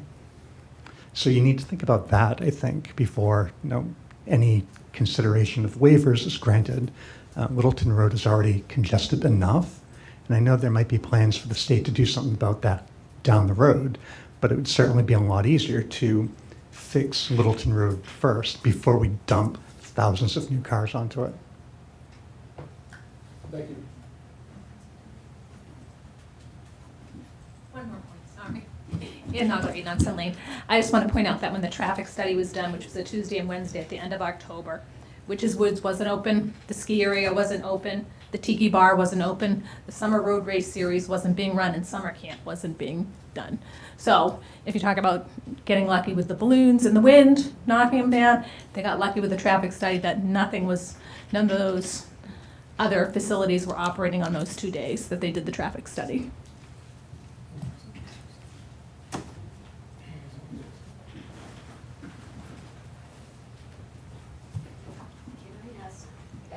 Can I ask the developer's traffic engineer, because you did do a supplemental study. We So did, maybe yes. you should talk about that a little bit, because that was done in June, so maybe that would answer some questions. Yeah, I think it's very good. So there's a lot of things that were said that we talked about at the last hearing that others may not have heard, because we covered a lot of topics. So as it relates to Littleton Road, full traffic study of Littleton Road is all in our traffic analysis. In fact, your consultant reviewed it, asked us to expand the study area along Little Road. So we fully analyzed Littleton Road as a part of the project. The King Street Commons project was mentioned. We need to include traffic studies that were done before our traffic study, not those that come after. So at that time, that project was not, they didn't have a traffic study, so it was not included. It was mentioned, but not included.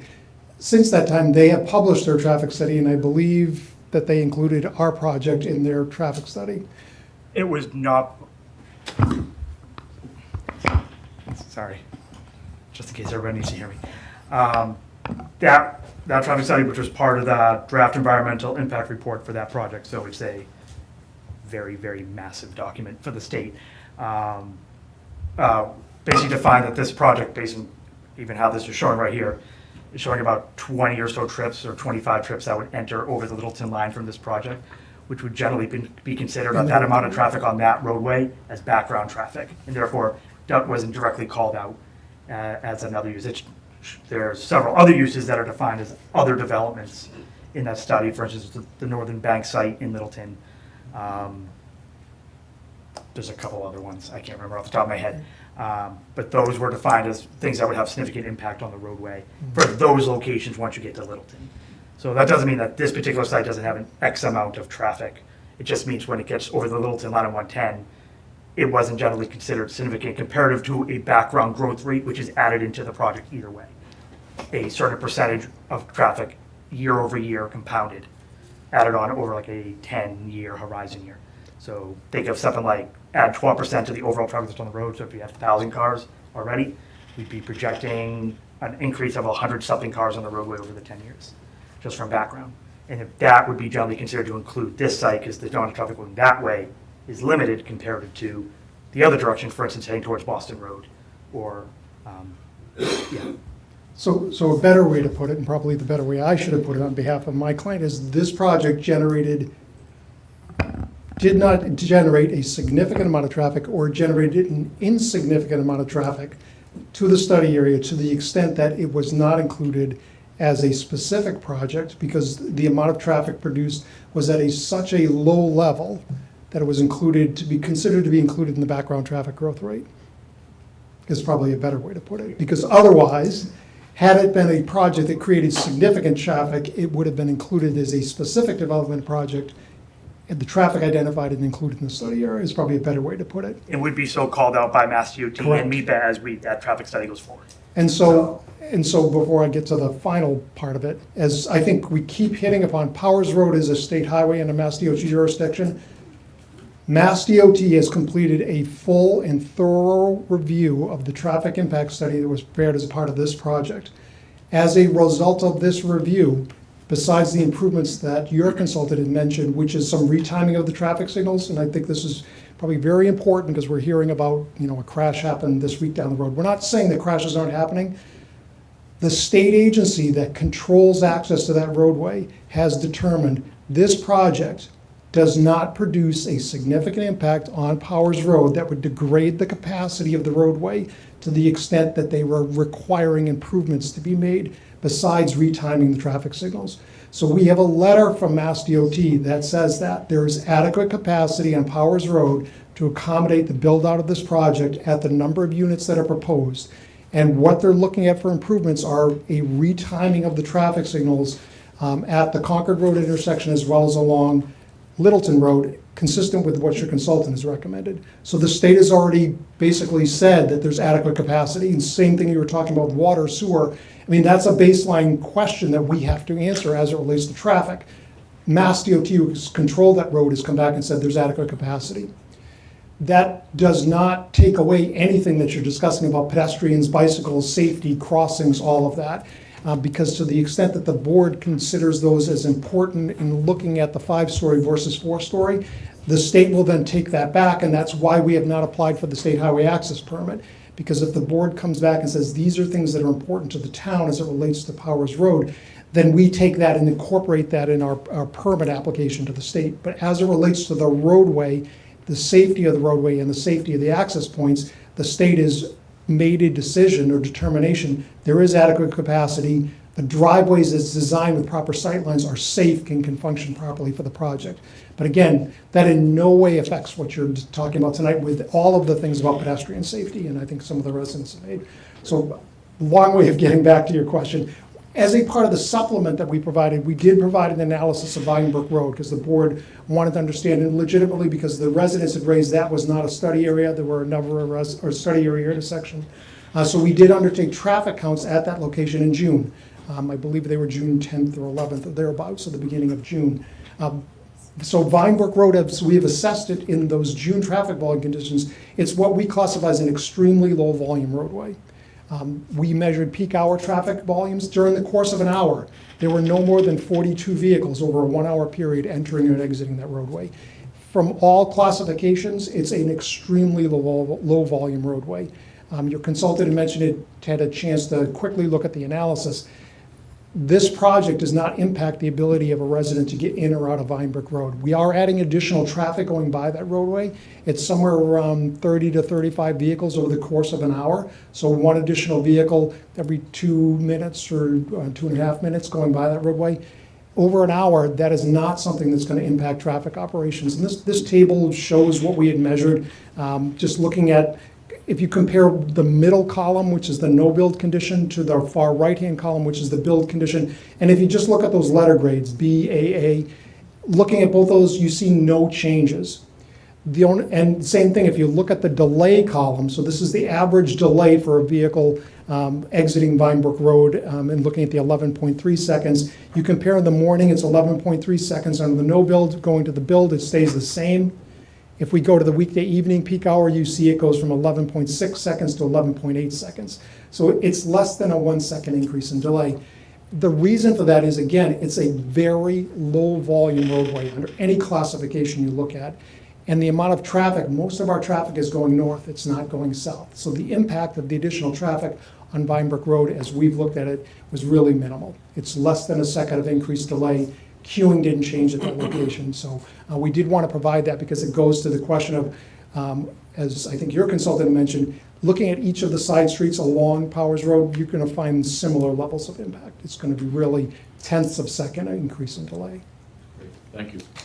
Mr. Chair? Yes, Can I ask you a question before we get too far off the Littleton Road while we're talking to the traffic folks? So, as I understand it, the King Corner traffic assessment was too new to be considered in this one, but this one was considered in the King's Corner one. Correct. So, right, I'm sorry. It's okay.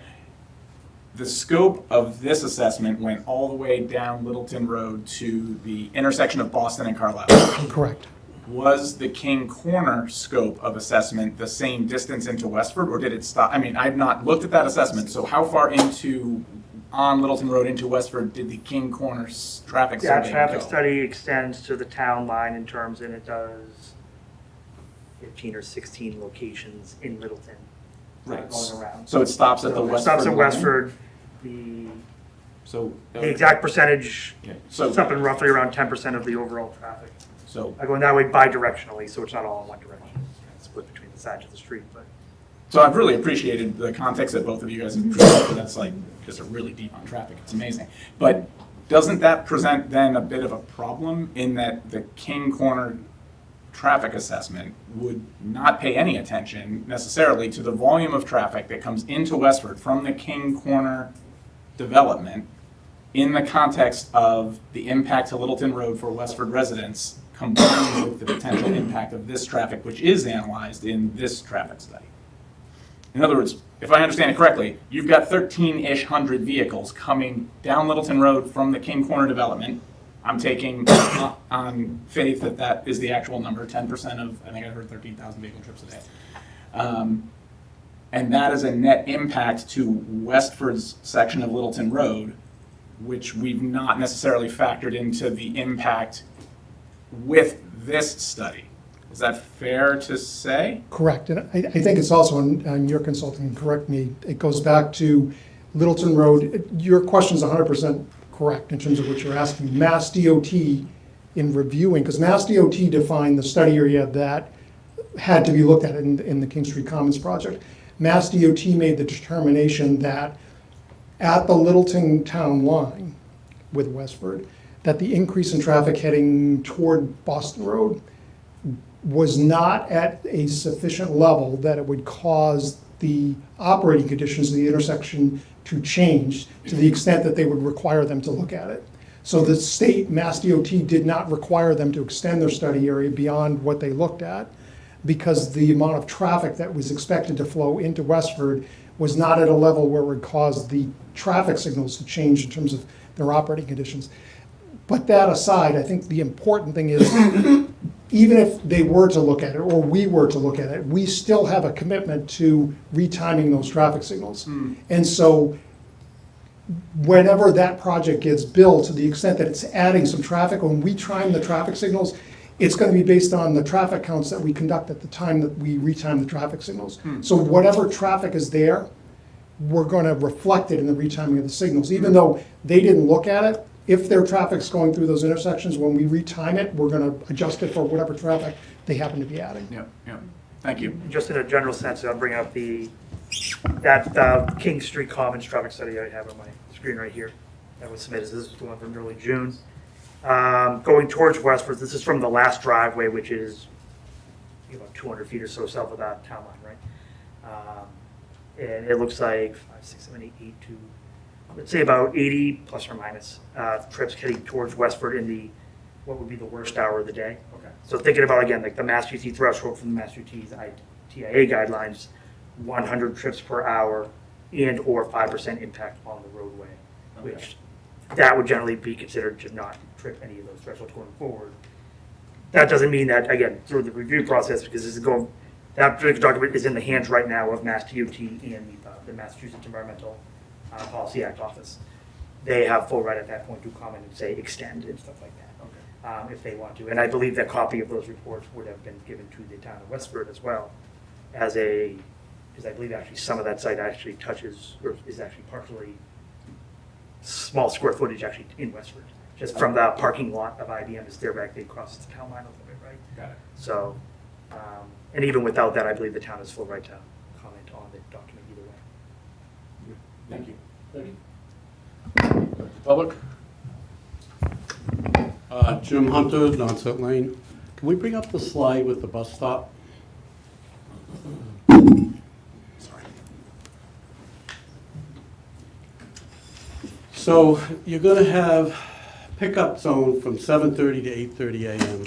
with, I don't know, how many children? I've never got an answer how many children may be in this development. But my guess is 191 two-bedrooms, 53 bedrooms, talking 300 kids. How many are school age? I don't know. But at the time of day, according to the traffic study, it's estimated between 7 o'clock and 8 o'clock, 222 cars will be exiting the development. At the same time, people are trying to drop off their children in their cars, especially on a rainy day, there'll be a lot of cars dropping off their children. So I question the safety when you have 222 cars estimated leaving in that time frame. The safety of Powers Road, all your data may say that it's adequate roadway, but this year alone, we've now had 6 accidents, including the one tonight that we witnessed on the way here. One of them was pretty severe. It went over the island at Westford Earth Materials, took out the sign, landed, and would cross both lanes of the road. The only way we could get by is we had to go inside Westford Earth Materials and leave. Another one I did witness coming home from night from visiting my children was straight into a tree on one of the turns. So that's 6 this year alone. The water resource impact study, is that done later on? It's currently ongoing, and it's not completed, is my understanding. So I think they're a lot of the way through it, but it's not finalized. Okay, and that's at the 530, 90,000 gallons? It's at the 530 units. And 32 million gallons a year? Whatever the volume is. That's what it is, okay.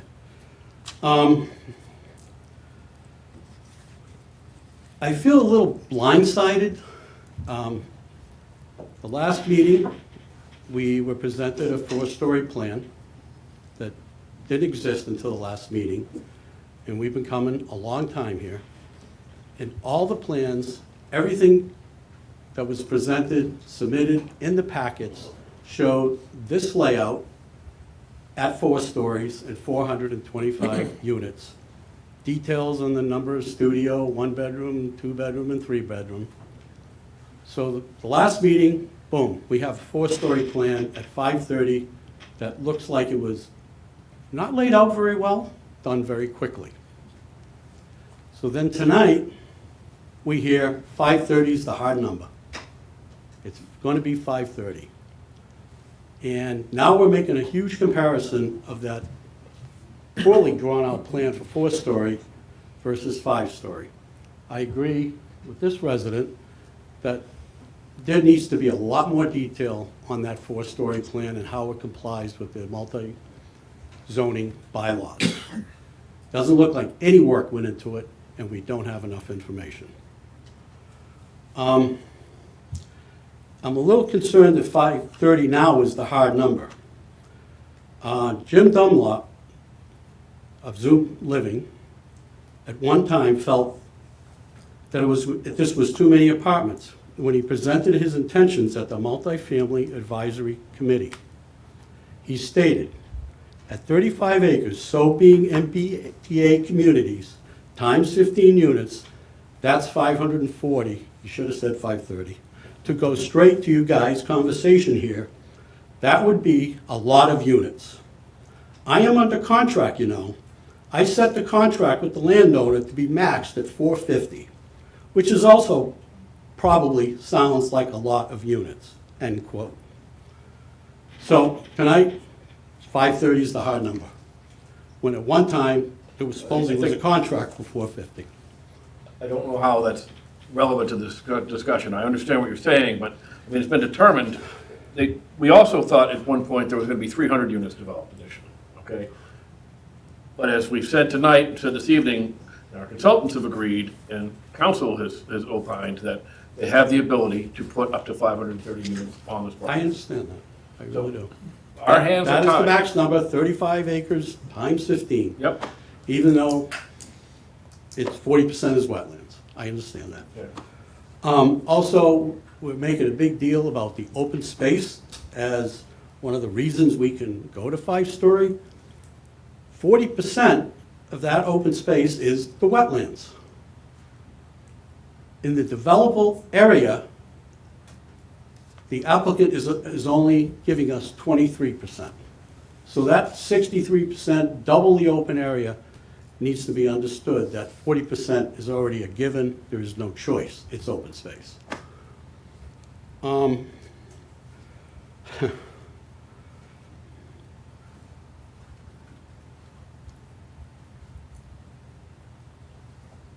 Well, I don't think I have much more to say. I think I've said enough, and I would really like to see a lot of detail on a 4-story layout. I prefer to see 4-story instead of big 5-story buildings. Have the largest apartments in Westford. Nothing in the area is 5-story. Everything is 4 or lower. Thank you. Again, just to bring it back to traffic. In the previous meeting, we were discussing about the impact of incoming and outgoing traffic from the proposed development into Powers Road and the impact of that on the travel time and I don't know if I missed that or it's a follow-up study, but that wasn't presented today. I'm sorry, what exactly is your question? How long does it take people to go into the proposed development and to come out of it? That was not part of the initial traffic study. It was mentioned in the previous meeting. I don't know if it was amended since then. I don't think there's been any amendment to the driveway. That wasn't asked as the recalculation of the driveway location. There was discussion of expanding the study area out and expanding Vinebrook, for instance, and Wilson Road. As for the driveway location for in and out of the site, for instance, that hasn't changed its original study. They haven't changed the unit count, and therefore the number of trips projected haven't changed from the, in the morning 171 out, for instance. Oh, my point, it doesn't take into account how long it takes to get into the development and how much it gets to get out of development onto Powers Road and start moving, right? And this definitely, it does. It does. There's a full, I mean, I don't know, you weren't here at the last meeting? I was, yeah. Oh, there's a full traffic study, and we presented it to the board. It hasn't changed. Okay, So but I it didn't does see in look the good. traffic study that parameter was included. It is. It is. Can we go over it, please, quickly? It will be brief. Do a brief overview. We've spent such a tremendous amount of time on traffic. I'm sorry about that. No, it's okay. So the delay exiting is similar to what we had purported at Vinebrook. So the delay for people trying to get out of the site is somewhere between 20 to 30 seconds of delay during the peak hours coming out. We have the 2 driveways, so the characterization of 200 cars shooting out of one driveway is not correct. We have 2 driveways, and if you look at the way the project is laid out, you're gonna have about half of the traffic using one driveway or half using the other driveway, so it's split between the 2. So we don't have concentration of traffic in any one driveway, but the delays are on the order of, 20 to 30 seconds during the peak hours. And the residual queuing on the driveway is no more than 1 to 2 vehicles. It never gets to a point where, as you looked at the little island, it doesn't go past the island. And there's no delays on Powers Road. No one's waiting to turn into the project. Thank you. Okay, thank you for that. And that's curious because I live on one of those streets and I sometimes wait to get into my street, right? So I'm very curious, and maybe our consultant can answer that. How come there is no delay getting into the development if I sometimes take 10, 20 seconds to get into my street and wait for the oncoming traffic? Sure, the key aspect of that is where is the major traffic movement coming from into the site. For instance, that'd be the left in, for instance, is what you would be waiting for usually. The left in, not so much the right in. The right in is more of a free movement. Some delay, but generally free. A left turn here is coming from Littleton, and the overwhelming majority of the site traffic is not coming from that direction. So where, for instance, their traffic study would say the southern driveway to there, which is 7 cars an hour, for instance, in the morning turning in there, in the PM peak hour, it's 16 cars an hour, so 16 cars an hour to 1 car every 4 minutes. The likelihood that that car is sitting within a gap of traffic that's opposing 370 cars, or about 6 cars a minute, 1 car every 10 seconds. The typical gap, critical gap for a car to turn in is 6 seconds. So if you have 6 seconds, most people get in comfortably without hesitation. So if there's that much gaps in the traffic, the likelihood that a left turn is going to be obstructed is very low. If the driveways were on the other side of the street, this would be a different story because that means the left turn movements are coming from the north. So 2 quick follow-up questions on that. One, does this asymmetrical approach takes also into account when you get out? So if you, then getting out would be more problematic, right? Yes, and getting out, and what I think he noted, there is some delay for getting out of the site.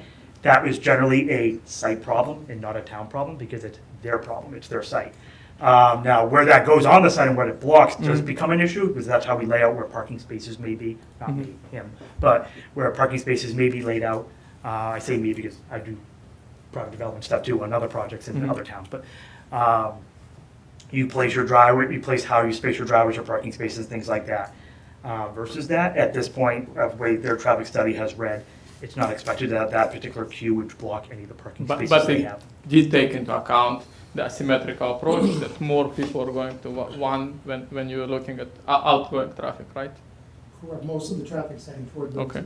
And I would disagree that it's not it's their problem, not our problem. As a town, we want the best development possible, and if we feel then we need to push for better access roads and many more access points, then we should do that, right?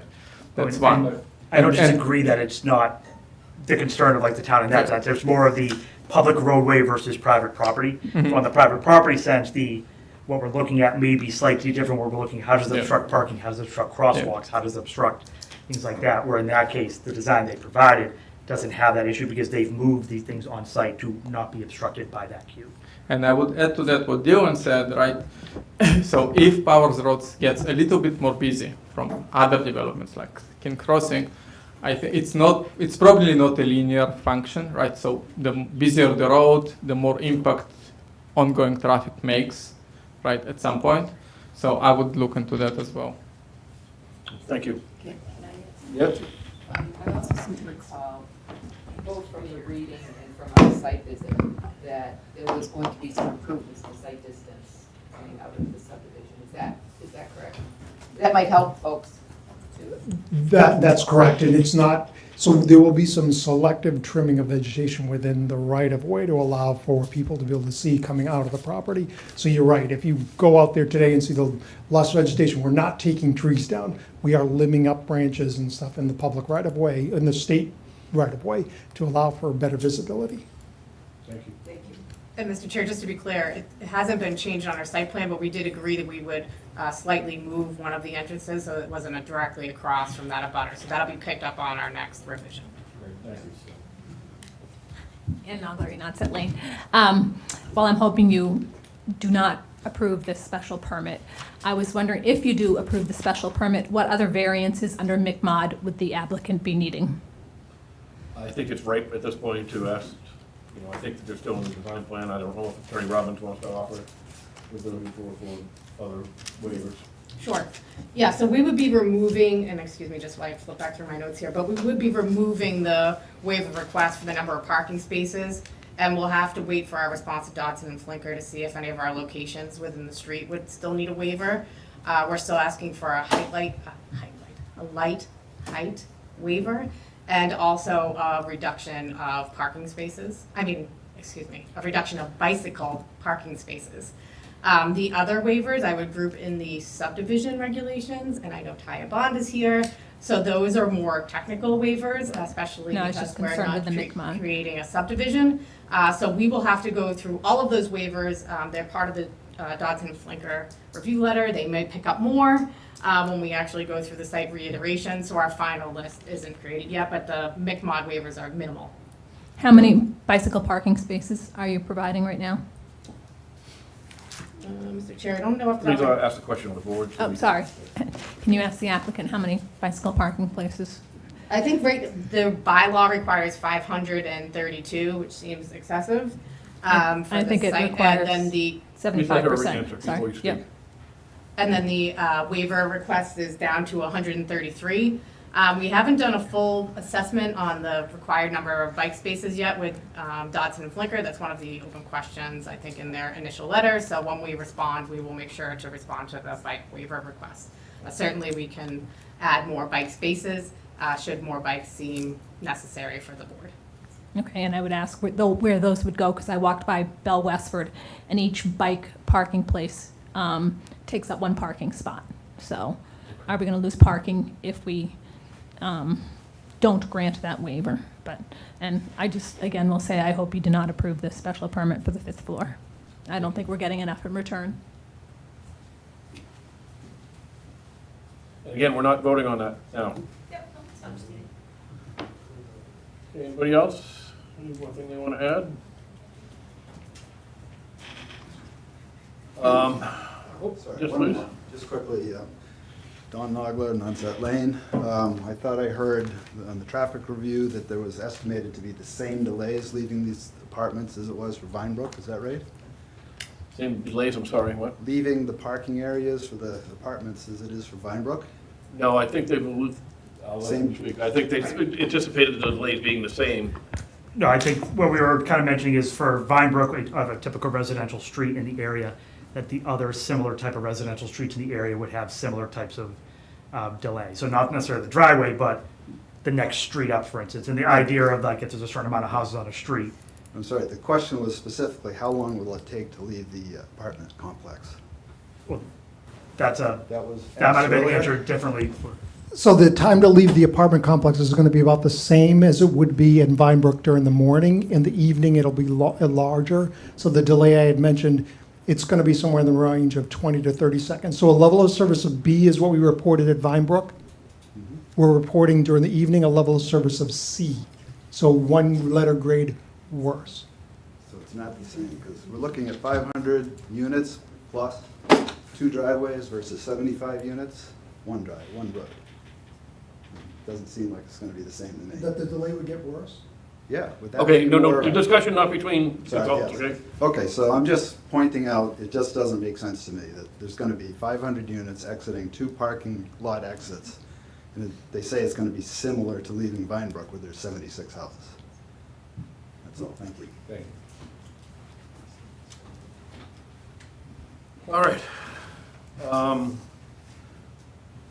Attorney Robbins, any thoughts on the next public hearing? More said? I think the applicant's trying to determine if the board's in a position, are they open to a 5-story option? I think, yeah, I think the board, we can straw the board again, but I think people have spoken.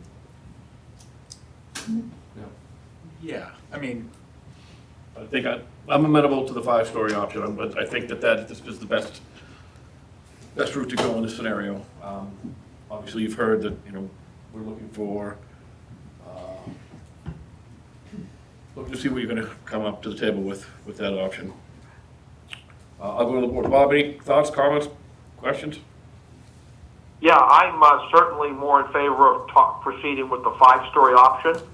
I think we still need to talk about, some of the trade-offs with respect to granting the waiver. I appreciated what Joni said earlier with respect to talking about affordable housing versus just open space and trails. I think we naturally get more open space on the site by going to the 5-story option with the reduced footprints. So that's my current position. Thank you, Bob. Darren? Yeah, footprint-wise, I'm in agreement. I think the 5-story is preferable to me. But again, I'd like to see the public amenities to justify that. I'm in agreement with that. I think also the setbacks are more desirable. Joni? Yes, I agree. The setbacks, I think, for the 5-story are better and more open space, but again, it's a function of the trade-offs. Attorney Robbins, I assume your applicant prefers to go down one path, not explore both the 4-story and 5-story option then? Correct. Right, I mean, in order to respond as well to the technical comments, we have to design out we have 66 sheets in our site plan, so we need to revise and go down one route and respond to these accordingly. I appreciate that. No, I mean, look, I understand where the residents who've spoken are coming from when they say that we really haven't seen a well-developed 4-story plan to understand the impact of that. And I think, the board is taking the position right now, and I'm in general agreement that we favor the 5-story plan, mostly because we understand that we can get into a conversation with the applicant on, topics that will benefit the town in the long term. I very much agree with the residents who stated that, while I appreciate the walking trails and those as amenities, if I'm being very honest, I think that as a developer, you have to put those in anyway to attract people to the site. Like, you literally can't build a gulag and expect people to live there. So you're going to have to, I think positioning that as a benefit to the town is a reach on your side. And I need to see more in it. I mean, I'm not in favor of the affordable housing, but as I said earlier, I definitely would like to see commitments by the applicant for long-term traffic evaluations and studies, because there's clearly a concern there. And I think more sustainability on the site to potentially mitigate impact to power consumption in the town are things that will go a long way, because I think it'd be a big miss by this board to, in our first MBTA community approval, to grant these waivers without strong commitments from the applicant to do the right thing for the community in the long term. So I'm definitely going to be looking for more consideration if we go down the 5-story plan, just trails. Yep. One of those, sorry, Mark, one of those considerations could be number of units.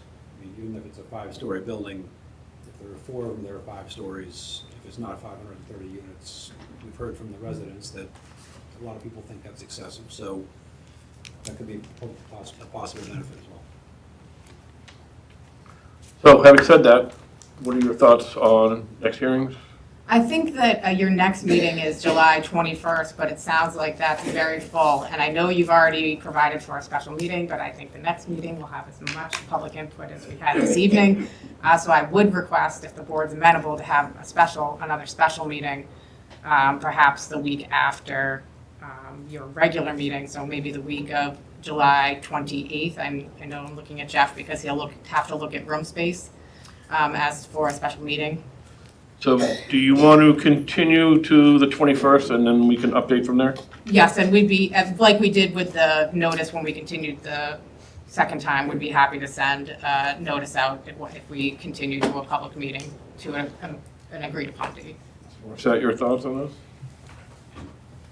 I think it makes sense to at least continue to the 21st because we have that venue space booked. What I'm wondering, kind of torn, it sounds like the board is open to the special permit, and yet the applicant wants, I think they need more direction. So I'm wondering if we need to have a focused discussion about the trade-offs. So stay on the 21st or have a sooner meeting? If we want to talk about public amenities, some of the other things that this board has brought up tonight, then we could have a sooner meeting. And we could come up with some alternative mitigation that the board has discussed this evening and have us. How full is the 21st? Yeah.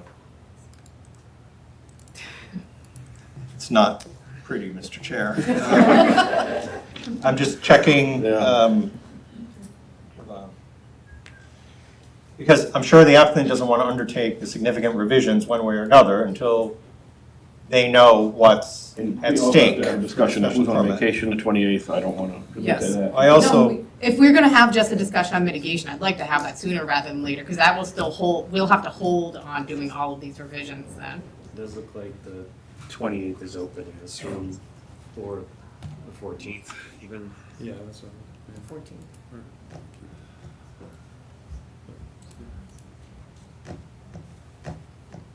I'll ask the board. You guys available or willing to do a meeting on the 28th of July?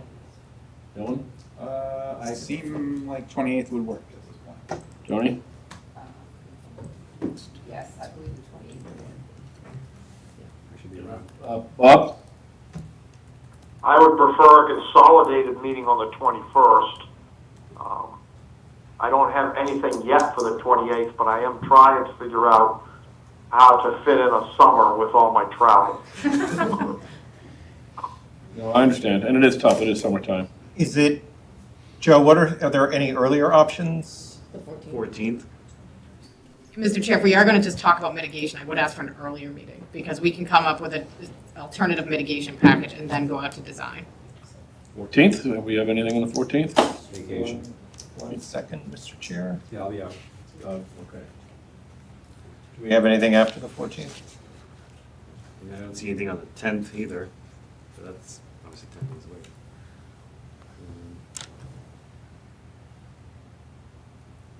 I'm just checking calendar.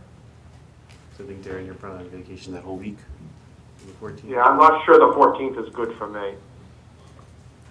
Later in the week would be good, but not the 14th. Could we start the meeting on the 21st earlier? That's another possibility. We definitely could. The problem for us is it still stops us and we can't proceed No, at all. understand. Yes. But also, I mean, I don't want to start this at 5 o'clock No, and, have residents unable to be here. no, I do not want to start. And we do have stuff on the 21st. Right. I mean, I think worst case scenario, we put you on the 21st and You know, it's just become a late meeting. Right, it's just that we would have to, you'd have to vote tonight to schedule to an earlier. Right. So, I mean, You're out on the, Darren's out the week of the 14th. The week of the 14th, I'm out. the week of the 14th you're out? Yeah. All right. So you'd probably be looking at the 10th. 10th, the Thursday the 10th? wait, I think the 10th is bad for me. Yeah, the 10th is not great for me. That's Might be not able to good, call. that is not good for me. I might be able to That's call. my, that is a week off. All right, so Bob's got the week of the 7th off, Darren's got the week of the 14th off. It sounds like the 21st is maybe starting earlier. Can we start at 6 on the 21st?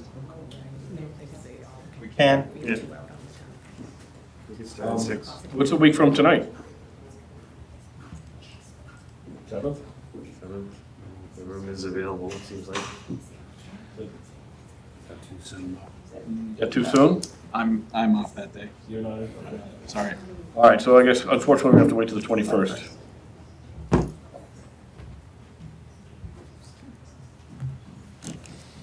Right, Mr. Chair, I mean, given the schedule, I think our hands are tied. I mean, Yeah, I I think mean, so. we either need to, you know, as the applicant, we'll have to decide whether or not we have enough information just to proceed with our 5-story plan and hope that the board accepts our alternative mitigation package, or just come back on the 21st and talk about our alternative mitigation before going to designs. I just want to make it clear that the 4-story plan, we did not complete as a threat. I mean, I think the board had requested to show what the base looked like to decide our waiver. So I don't want it to be looked upon as that we tried to throw something together to come across as a threat.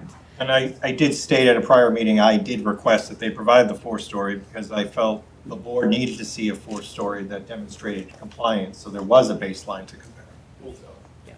Mr. Chair, Yes. at the risk of just being indelicate, if what we're talking about here is getting into the nuances of the horse trading, and we're here now, do you just want to talk it through now, or do you need time with your client before we have that conversation? Well, I think some of the issues will be, like, with the percentage of affordability, we'll have to look at the cost, because that's gonna be a sliding scale. And we'll have to decide, you know, if we do 1 at 30%, do we take away 2 at 80%? If we do 5 at 120, can we add more There's units a little bit of on? work to do. So I think that we have some work to do to decide if we can add something like that. If the board's gonna say, we hate the trail around the building, take whatever money that you were going to do for that trail and use it elsewhere, then that's direction we could take right now. Tell us to eliminate it and use it elsewhere. So if you have some very clear direction like that, please give it to us. I mean, because we can use that constructively right now and even coming up with the mitigation. So I understand that you want more public uses on the site, and that the trail really isn't looked at as a public amenity, and that possibly creating different affordability options out there from 30 to 120 would be in the pot. But are there any other direct things that the board can tell me that they would look for specifically that's within our control? How about use of solar to mitigate 40% of the power consumption of the site? Are you willing to do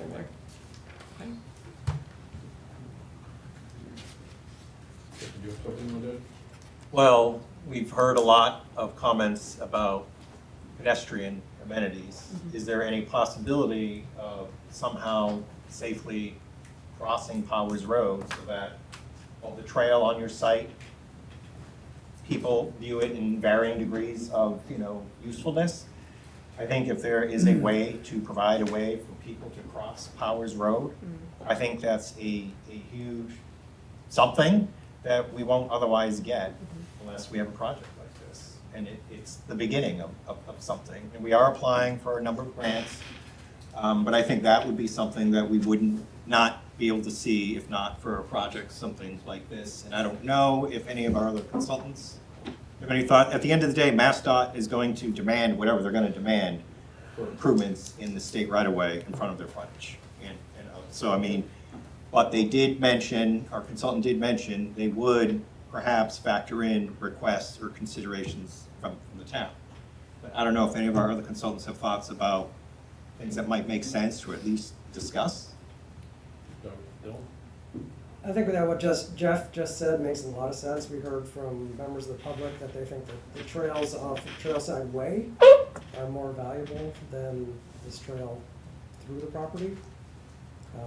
So I think that would be the case for the residents of this property as well, that they'll want to connect to those trails on Trailside Way. And if you were able to get down Powers Road to opposite Trailside Way and across to Trailside Way, where there is a sidewalk, you'd be making a very valuable long-distance connection possible.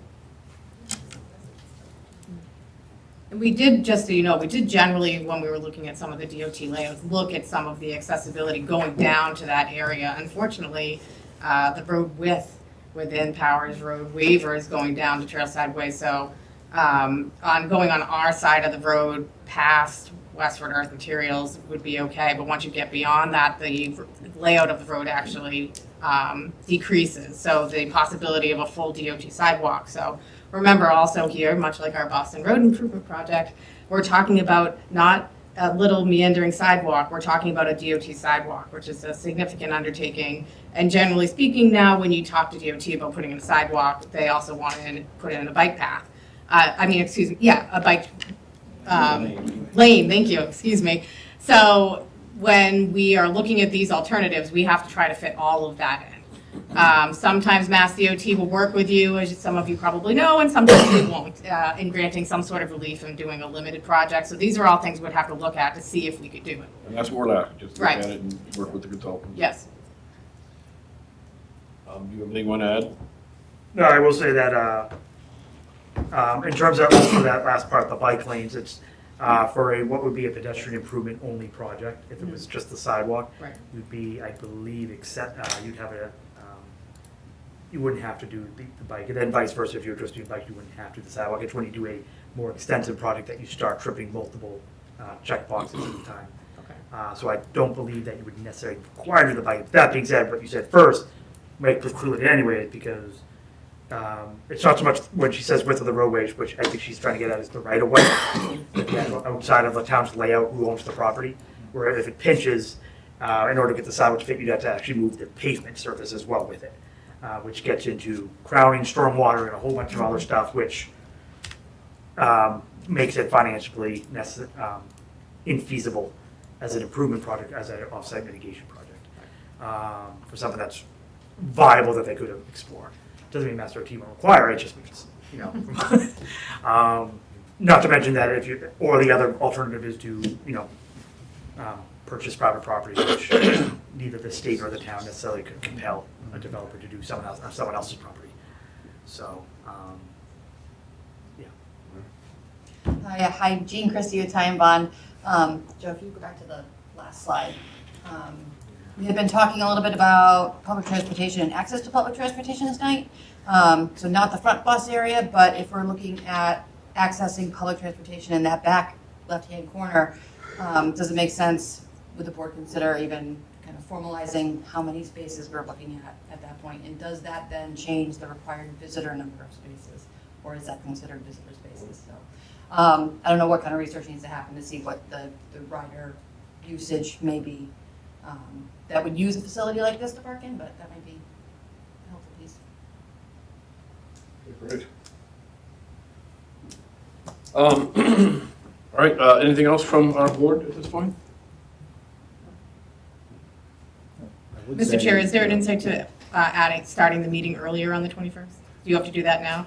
The problem is with that, we've got a full agenda. I don't know that we get notice out for others already.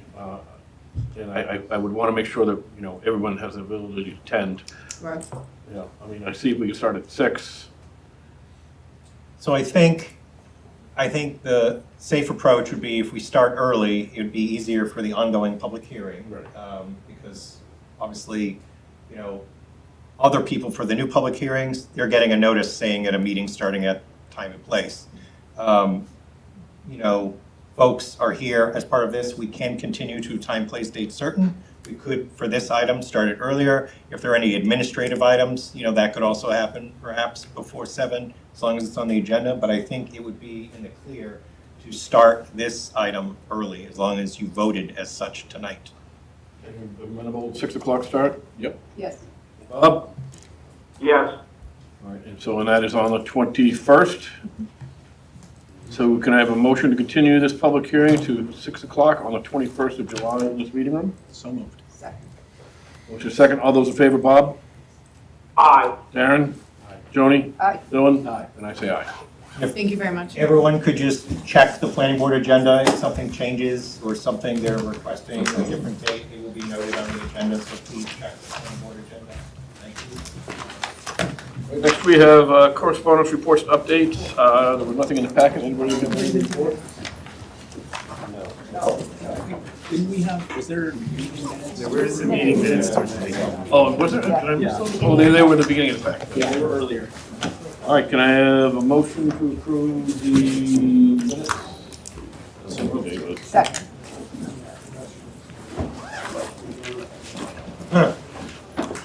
Jury's out. Thanks, Dawn. Okay, motion to approve the minutes of May 19, 2025. There was a motion and a second. Discussion. No comments. Bob? No comment. I have none. So all those in favor say aye. Bob? Aye. Darren? Aye. Joni? Aye. Dylan? Aye. And I say aye. All right. Is there anything else? No. Motion to adjourn?